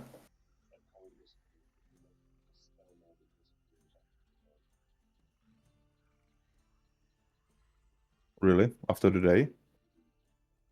Yeah, it'll last until you long rest again, and you can basically choose to remake it again or to just let it dissipate. Oh, okay. Yeah, Then like these are not permanent items you're making. You're basically temporarily imbuing things magically. okay. And so, like in the morning, they won't longer exist, right? The magic on them will not, correct. All right. Then I'll recharge them. All. Well, I have. Yeah, I'll just do the remove course, dispel magic, see invisibility, and arcane eye again on those 4 coins. Yes, sir. Just jot that down for your own reference. Make sure to note the charges, and you'll be all set. Now, of course, as you're leveling up to 9, make sure to choose. Are you going further into your diviner stuff, or are you going further into shield bearer, or anything else? Let's see. Because remember, you can always mix and match trees as well as you go down them.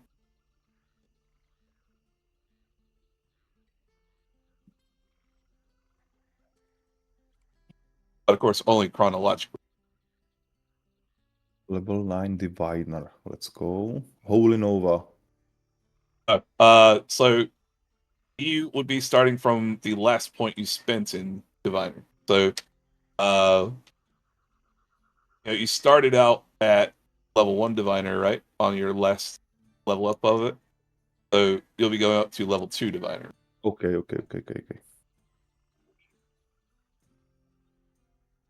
Yeah.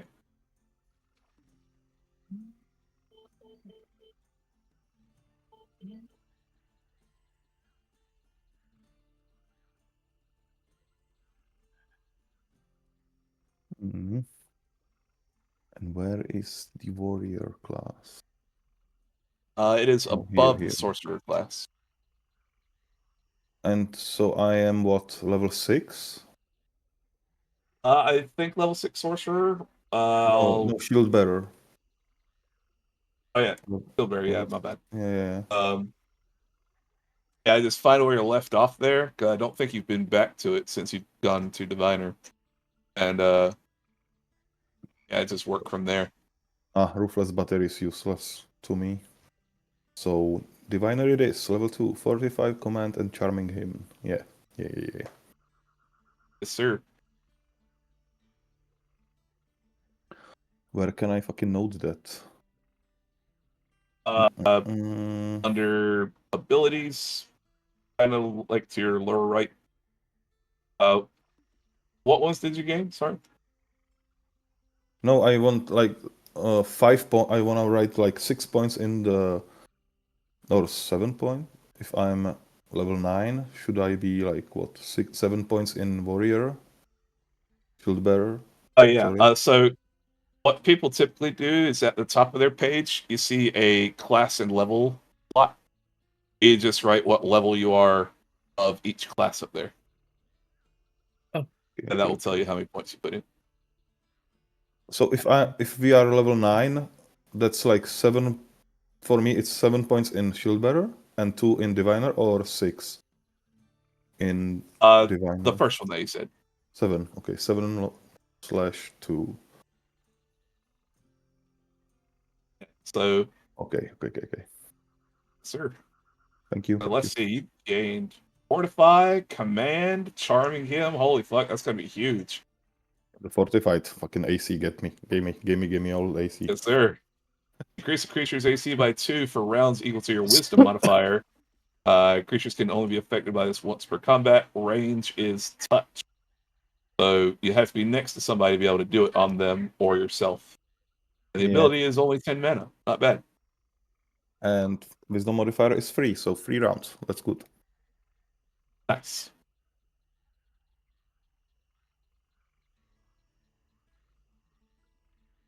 Man, it's pretty huge too. Yeah. Like, god damn. Nice. You now strike that rock instead of my friend. Yeah. Yeah.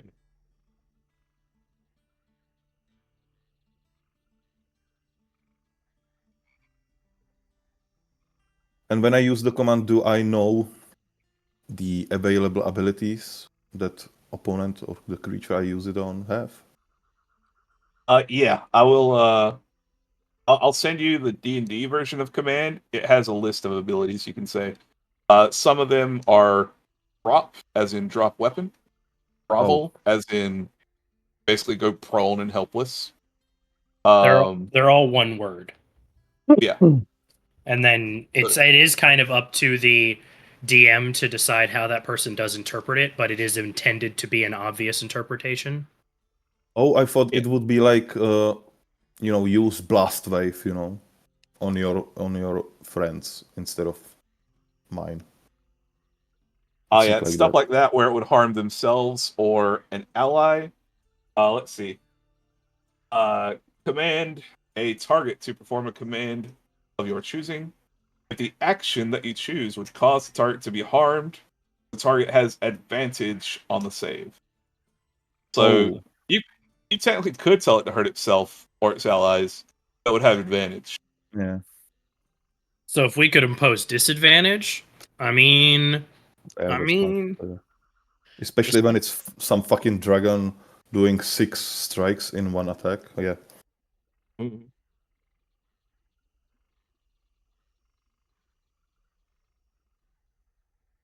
Yeah.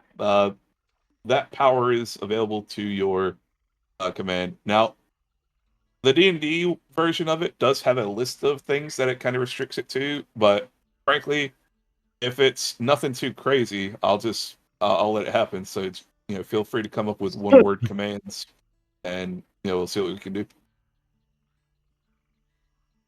Okay.